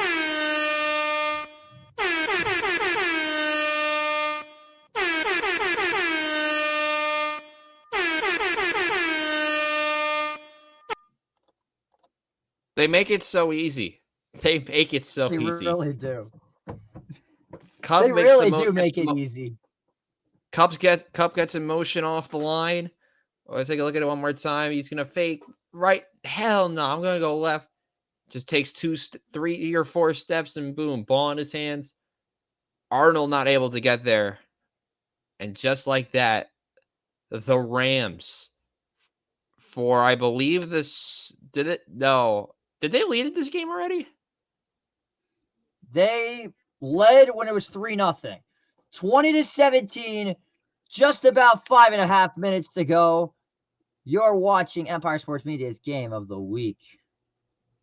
Dude, this is the moment where I need you to be on pause the game until I'm at the pause it when you go back to live because we need to be on the same time now. Stafford to Cup back at it again. Someone said repping for the white guys. Wow. Wow. I'm serious. Someone did say that. Okay, just for the reference for the chat, we are so delayed because you have my game being behind and Instagram being behind, even more behind me. So, no, Blake Horm is on the sidelines, actually. They just have not played him yet.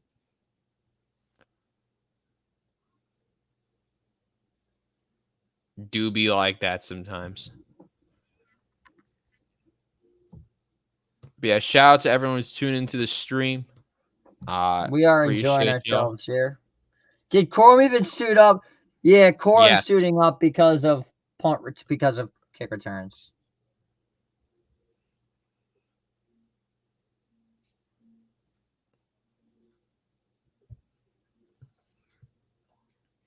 Let's see what the Snapchat group is saying. Gans rejected my trade of Gabe Davis for Terry McLaurin. Hate to say it.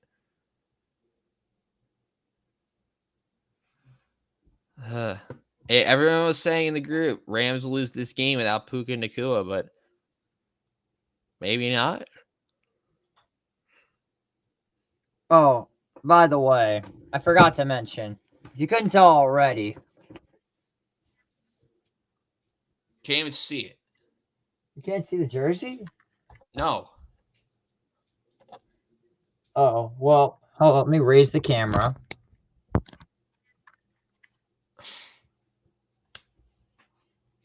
My favorite Ram by far, Cooper Vanillatron Cup.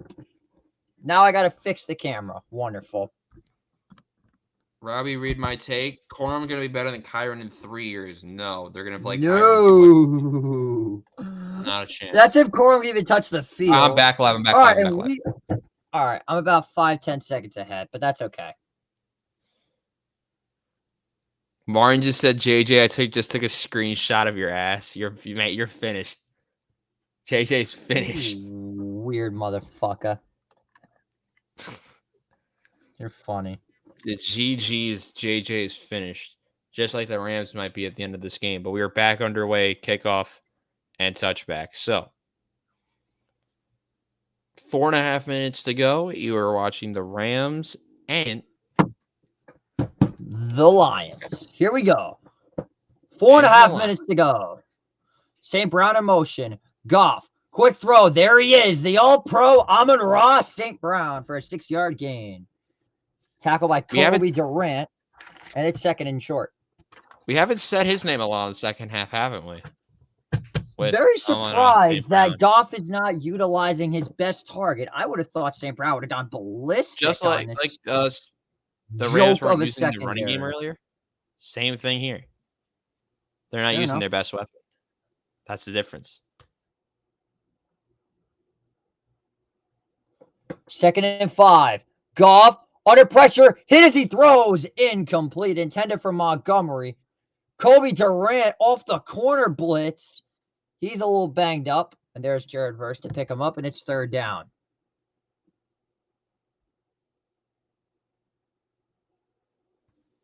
So, chat, just letting you know now, I don't know how much longer is left in the Instagram Live. We may be going off the air at some point. So, if you want to watch the rest of the stream, make sure to check into the Empire Sports Media YouTube, where we will be streaming the rest of this game. 3rd and 5.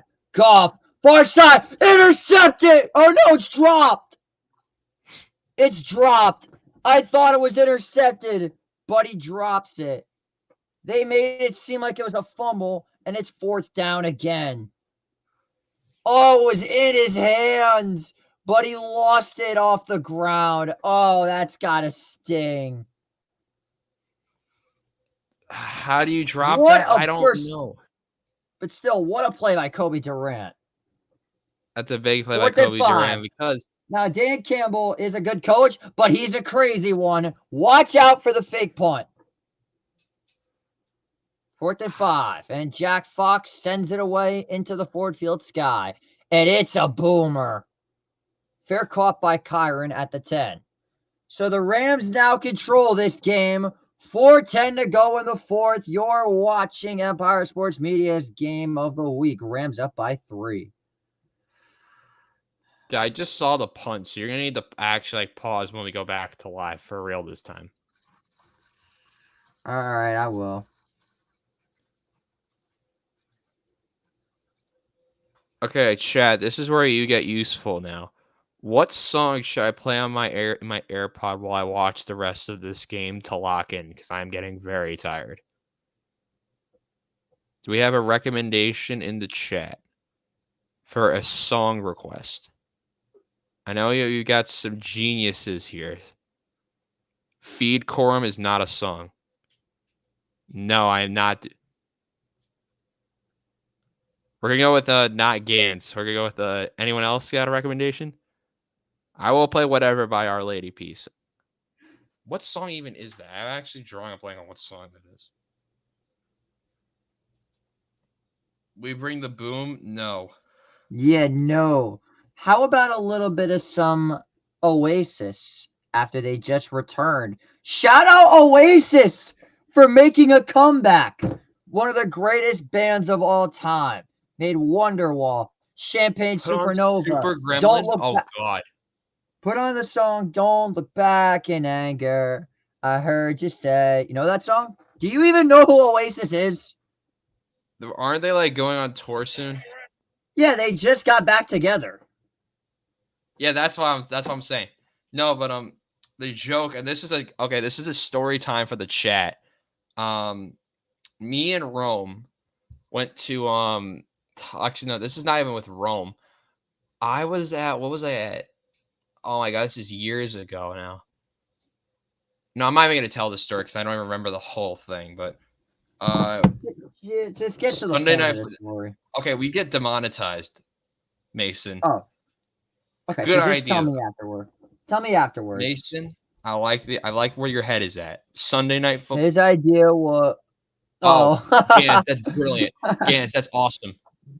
I don't know how I could play it though. Okay, JJ, you're gonna need to tell me if you can hear this or not. Gans, I hate you. I hate you, Gans. Oh, Gans, that's awesome. And they're now showing 2-time bronze medalist at the 2024 Paris Olympics. I'm not live yet. Here we go. 4:10 to go. Ball on the 11. Shit. Stafford. Quick throw. It's complete. He's got Kupp again. Picks up about 5. So you said Kupp was going to have a much bigger impact today, and he has. Yeah. I mean, who else was going to? I mean, you saw a couple other players have a big impact besides. Shout out Tyler Johnson. Tyler Johnson's a big one after Nakua went down, but Cooper Kupp, you go back to your former number 1 target, and he's had such a big impact throughout this contest, and he's one of the big time reasons that they are in front. We need the Rams to slow the ball down. Rams got to just get first downs. NIU fight song. What do we think about that one? Nah, I'm good. I hate you, Gantz. Gantz, I will try my best to figure out how to play it. Stafford fires incomplete. No flag thrown. 3rd and 5. I don't like the aggressiveness from the Rams. I'm not reading chat anymore, so I'll tell JJ to read the chat. I'm not reading chat either because one of you schmucks is going to be. One of you schmucks is definitely ahead of me. Oh! That should be roughing the passer. What down are you on? 3rd. Onwuzurike. 3rd and 5. Here, I'll take over from here.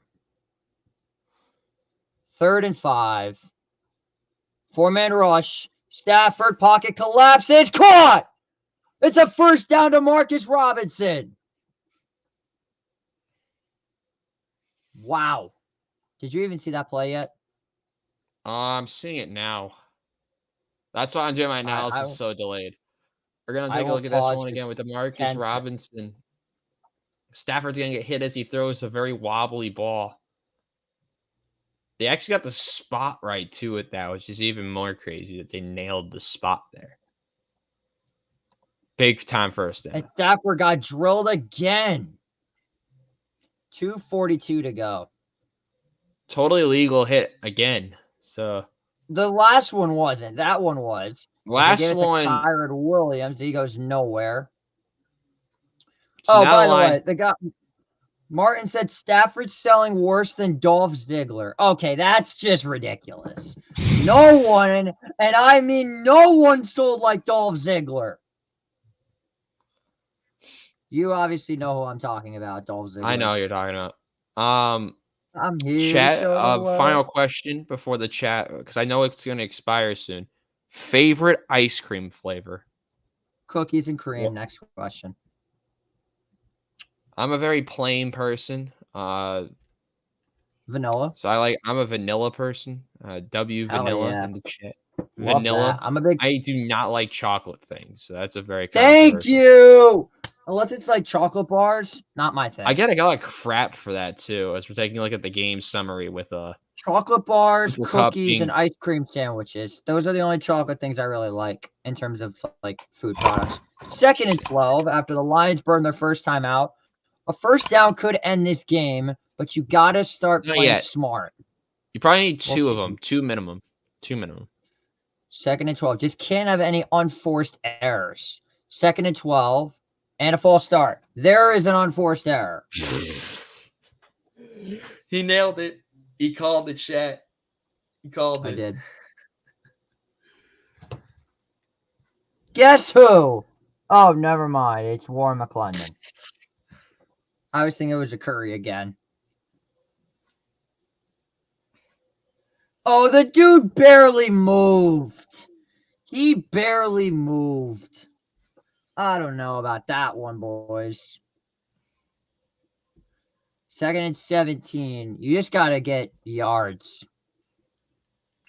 You can't get all conservative. You got to think smart here. 2nd and 17. Stafford hands it off. Kyron Williams gets just about 5 yards, but he went out of bounds. It's 3rd down.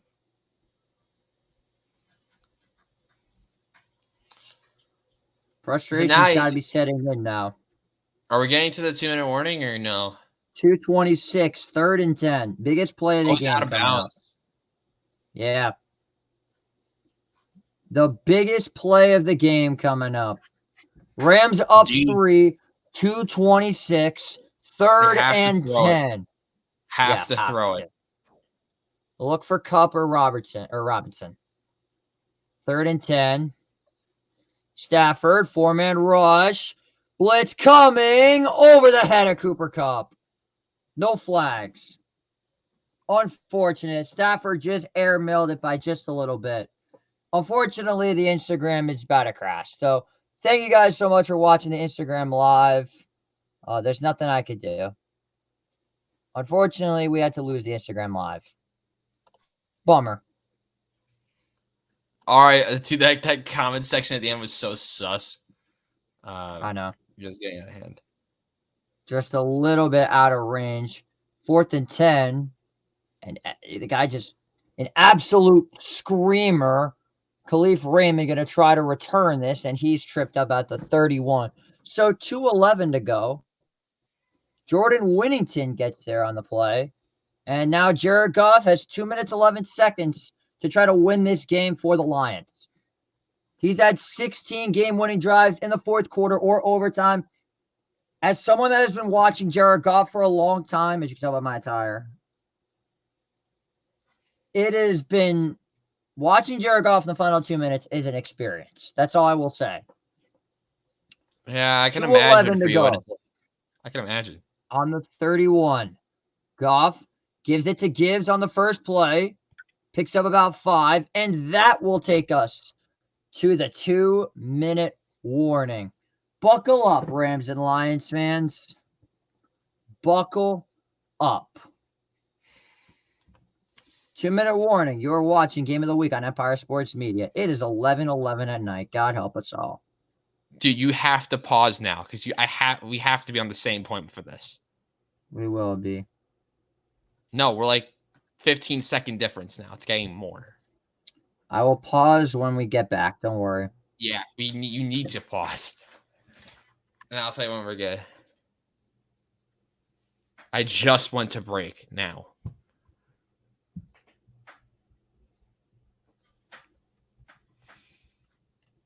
So yeah, we will have I think. Are we gonna have a brief post game after this? Yeah, I'm down for that. Depending on when the game ends, because I'm exhausted. Me too. Okay. I'll probably do my TikTok Rams recap on in the morning.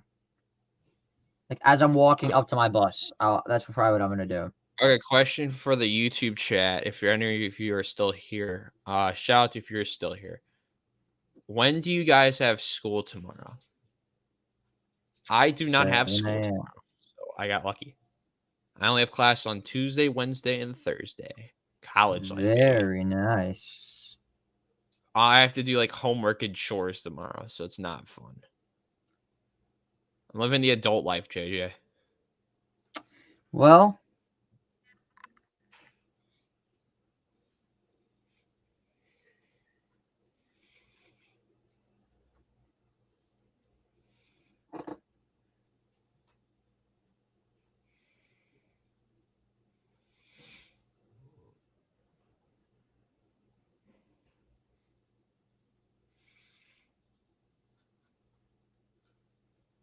they call this the 9 and dime. Stafford to Cup is what the name of the what they actually have a podcast, believe it or not, called 9 and Dime, which I think is awesome. Not back still. Me neither.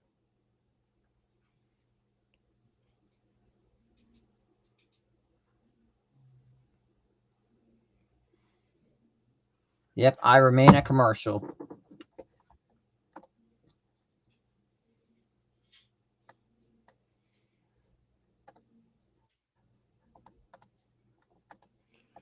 Are y'all reading this chat? Yes, Benjamin, I am. All right, I just got back, so I paused. Well, still in commercial. JJ looks like he's dying inside. I want to watch this fucking game and get it over with. Finally. Back.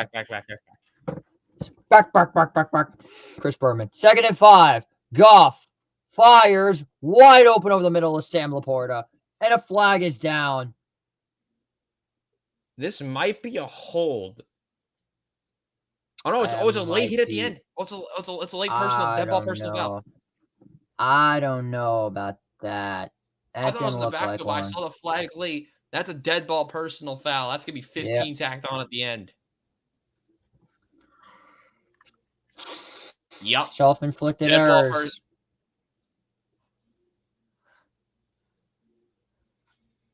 Oh, yeah. Unforced error. Strike again. Montserrat this on Kitchens. Yep. That's a 15-yard penalty tacked up to the end of the run. Unforced error. Strike again for this team. And Lions are in field goal range already. Yep. With a minute 53 to go. So now the question is, when did the Rams start using timeouts? Could be a question. True. 1st and 10. I St. got a Brown goes question in earlier. Is motion. the stream Blitz sponsored? coming. No, it's not. It's Gibbs. No, it's sponsored by the Robbie Basel Show. About an 8-yard gain for Gibbs. We will sponsor it next time. We'll have like official thing on the bottom. Game of the week spot when I'm on here. Those were asking, I will be getting a channel rebrand soon. So channel rebrand coming possibly next week. It's been delayed due to some unforeseen circumstances. Minute 19 to go. Questioning the Lions' method. They got to drain clock. Second Can't give the Rams a chance. Goff. Under pressure. Fires. Incomplete. Gibbs tripped up and it's 3rd down. That's a poor ball from Goff, too. That could have been picked. I think it should have been picked. Yeah. It was very, very wobbly, and that's the problem. We're going to look at Gibbs out of the backfield. I believe he just went on a wheel on, was that an angle route? Angle wheel? I don't know what you call that. Yeah. A bunch of nonsense. But now it's 3rd and 2. Down and everything. I would run it. I'm going to be bold and I run this. They've got so much with the run, they have to. And it's a pitch to Gibbs. The Rams over pursuit, and he gets it on the second effort. And he goes out of bounds. Clock stops with a minute left. That's a good second effort from Jahmyr Gibbs, seeing that actually a front flip finish, trying to be like he's in the Olympics here. Byron Young gets over pursuits. Cam tries to, but he stumbles a little bit. Curl nearly had him short, but Gibbs just fights. What are they doing? They're reviewing the spot. Did he actually get it? Remember, hand out. Oh. Yeah, he's at. Yeah, he got it. Yeah. Did he? Oh! Yeah, the knee was down. He got the 1st down, but then now the clock's going to run. That's bad for the Rams. No, knee wasn't down. No, he went out of bounds. I'm so confused why they're reviewing this. They're making sure he wasn't in bounds, I think. Now, that's because you may... I don't know. Who knows?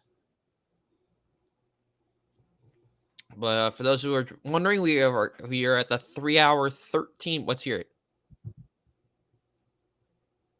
Out of bounds. Yep. He was out of bounds. So now the clock is... So he was in bounds. Oh, he wasn't in bounds. I thought he said out of bounds. Yeah, he was.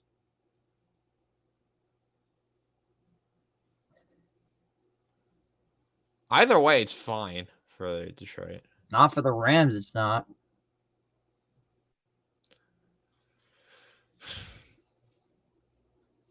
I don't know why the Lions fans are booing. This benefits them. I don't know why the Lions fans are booing. No, because the clock, because they haven't, because they had to fix the game clock. I don't know why they're booing. This benefits them because now the clock is running.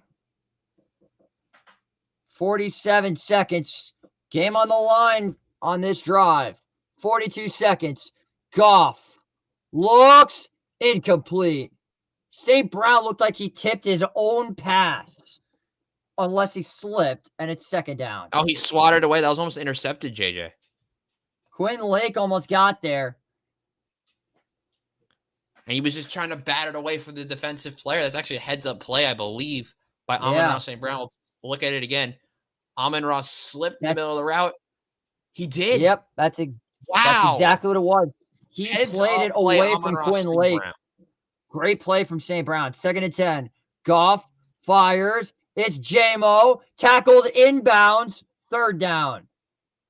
Clock's going to run. That's a weird play there by Jameson Williams. If he cut I don't upfield, know at least what get the 3 Rams yards. are doing. I don't know what the They're going to Rams are concede doing. the field goal. No, the Lions are calling the timeouts. Clock stop now. I don't even think if they don't get this, Campbell, they're not even going to go for the field goal. I think they're going for the end zone. Second I timeout, don't Detroit. understand. Yeah. No, they got the 24 seconds. ready to go. I don't get what the Rams are trying to do. Lions call timeout. So 24 seconds to go. So they're going to call – Rams are going to call a timeout no matter what after this. They just cannot give up a first down.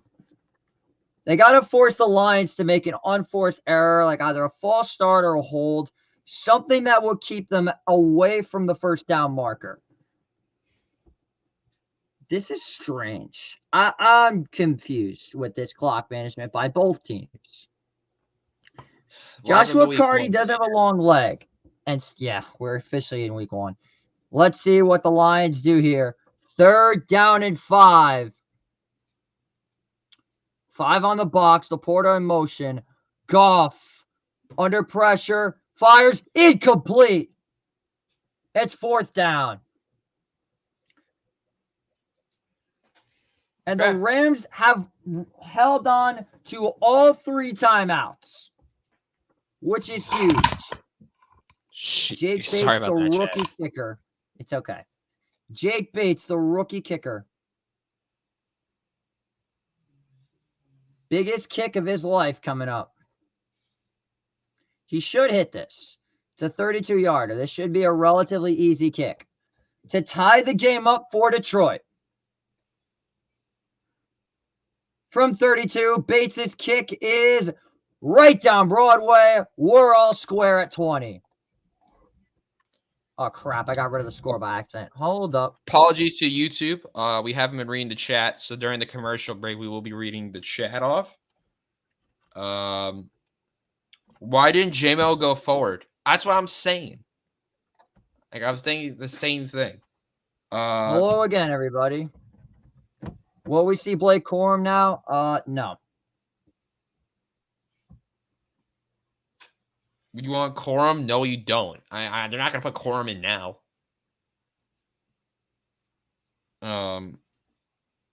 We want Corum? Yeah, I could tell. 2020. We're all, both me and JJ, I know we're both tired, and he has school tomorrow. But we might have 15 more minutes of football coming your way.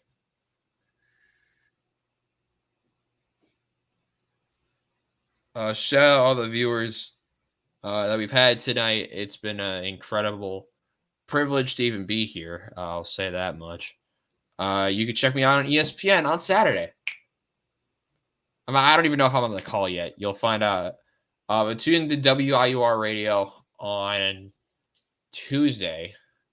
Is that staying in bounds? Oh, it's just staying in bounds. Okay, good. Kick is through the back of the end zone. It's 17 seconds left. It is the Rams 20 and the Lions 20. JJ, are you still alive? Yeah. Brilliant. So, the Rams have a decision to make. They're either going for the win or they're going to overtime. Knowing the Rams, I'm expecting them to take a few shots down the field. Stafford's a mastermind of the 2-minute drill. Mastermind. Let's see it. 17 seconds, just can't have any unforced errors. Stafford goes deep down the field. Nearly intercepted. He overshot. How is that not picked off by Davis? And now Davis is down. I don't think that's an actual injury. I think he's faking the injury. Because my coach, whenever someone Davis is down. That's not even a bat. He's faking the injury. That doesn't even look like an injury. I don't know. I don't think that's a severe injury because my coach would always say whenever like someone would miss a Corum would have play, caught that. Yeah, Corum's they would just 5'9". lay on the field. They would just lay on the field and fake an injury. 11 seconds. Stafford just has to get something down the field.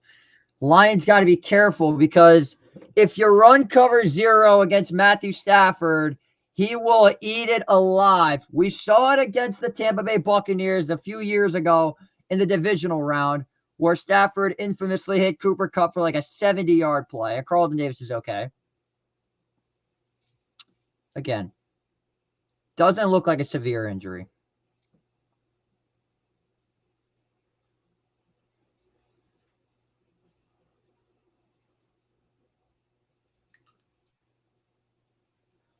Just a waiting game now. Feed Corum. He's not even on the right. He's not. I'll actually feed Blake Corum now. No, Corum's not going to give me enough yards.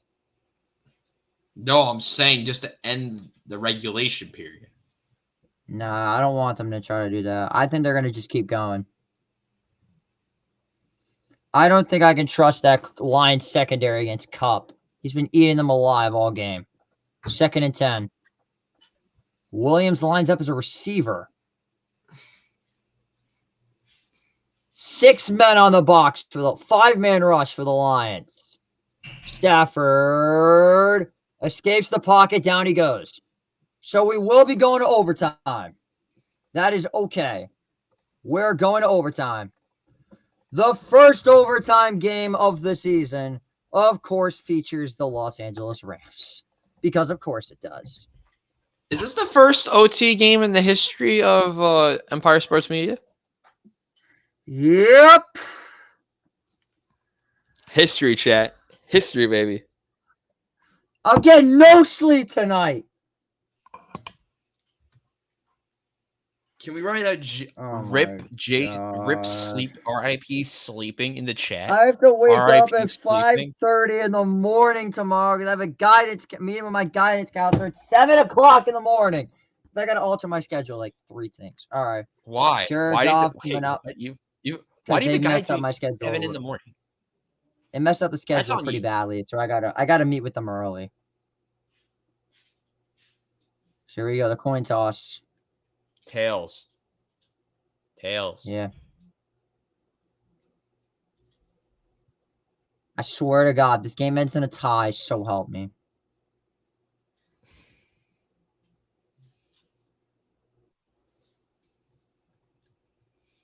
Don't say ref.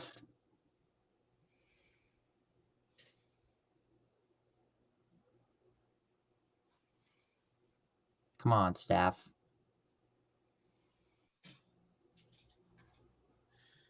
Uh-oh, we called heads. Tails. Of course, it's tails. Told you.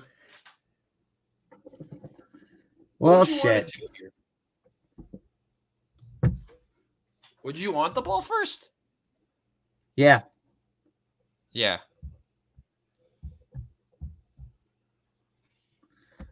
Overtime. Sleep is for the weak. Hell yeah, brother. And I keep doing that. I don't know why. Put the mic over here now.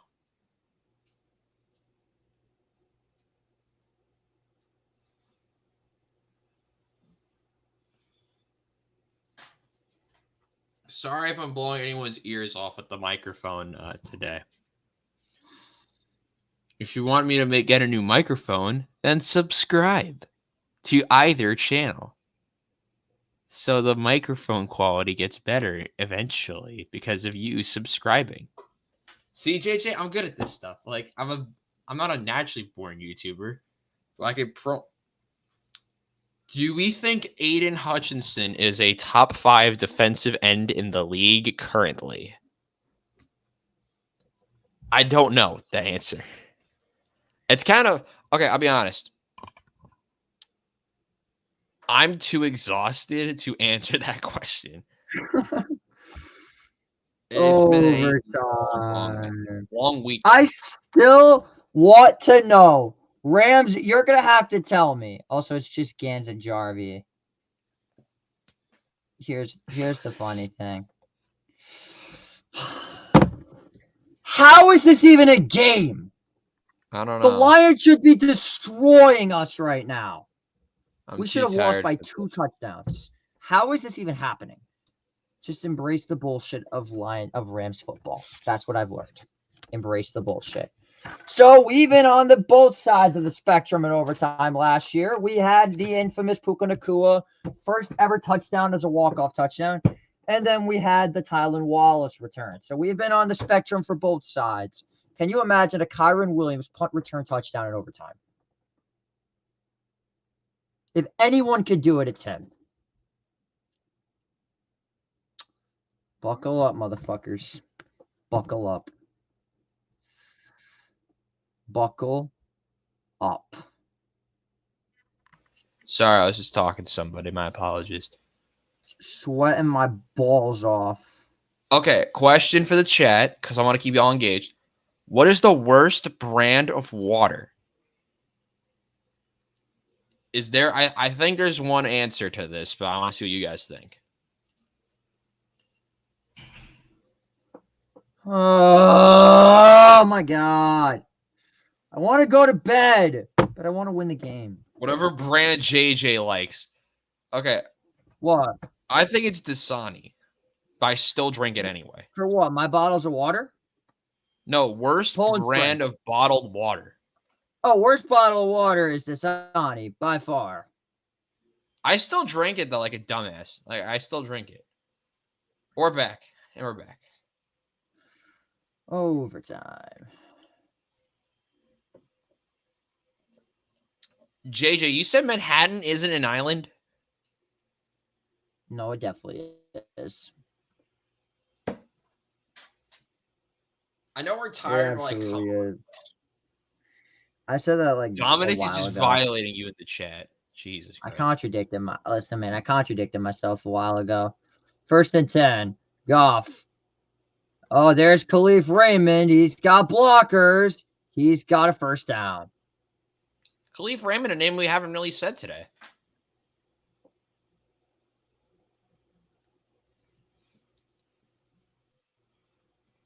This overtime rules are so stupid. I actually like it. Both teams should get a possession. Do you not in this? No. That's for the playoffs only. No. Wow. 1st and 10, they give it to Montgomery.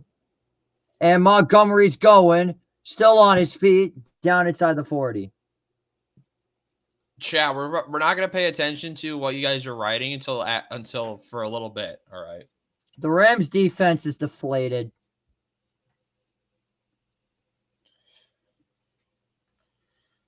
You got some good blocks.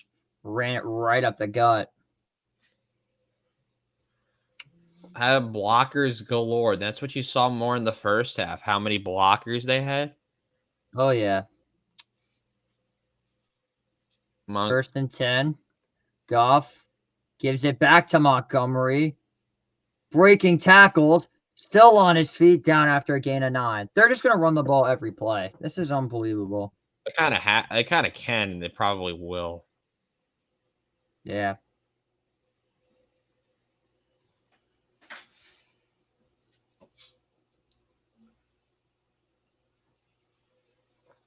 Shit.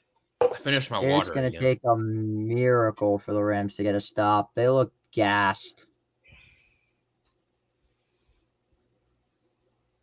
2nd and 1. Goff. Back to throw. He's got Gibbs. He's got another first down. As he just levels a cameraman. That should be a 15-yard penalty for injuring a civilian. Was that even a camera guy? Yeah, it was. No, I thought it was just a security guard. It looked like a camera. You had a camera in his hand. Whatever, it don't matter. Still injuring a civilian. 15-yard penalty. 7:45 to go now for my team. Christ. 7:30 to go. 1st and 10. Goff on the 18. We give it back to Gibbs. And finally, a tackle made by Troy Reeder after about a gain of 3.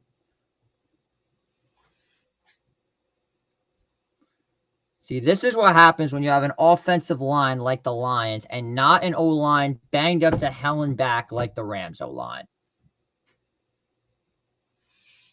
I mean, you said it well, but the The Lions Rams are would doing be what running the ball with Kyron every play if it wasn't for the injuries they to their would. offensive line. Without their They'd be left running it and with. right tackle. Yeah, you got the They would idea. be running with Blake 2nd and Corum. They would 7. be, Goff, Montgomery, and he will most likely have another first down. But no, he's just short. 3rd and 1. really? Let me look at it Yeah. again.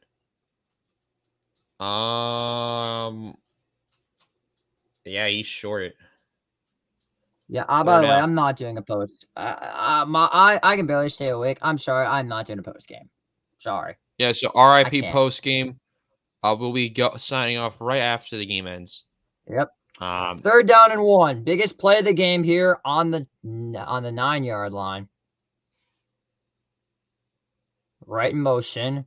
Goff, Montgomery, another first down, and he's still going down inside the 1-yard line. that's pretty much the game now. Yep.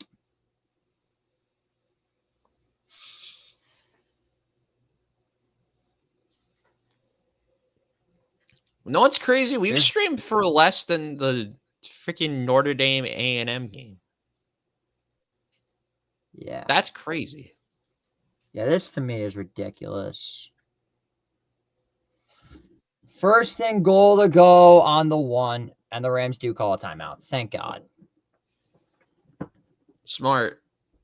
Then you get everyone not that completely tired.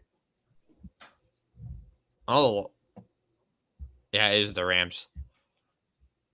So 5:24 to go in overtime. It is the Lions on the doorstep of winning this football game.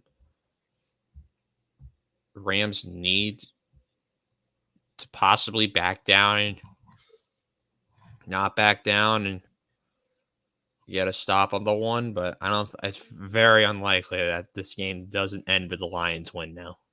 Most likely will. There's no way. There's a very slim chance that the Rams stop this.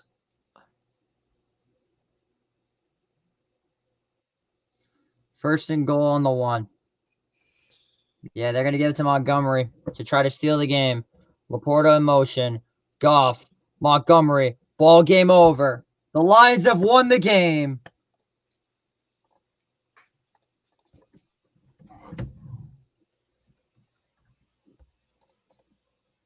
What a game. Rams fought hard and honorable. All right, I got it.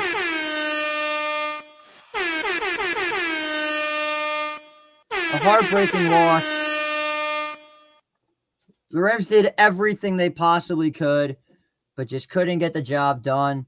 Big win for the Lions. They won it in overtime. I'm going to fucking sleep. You guys be good.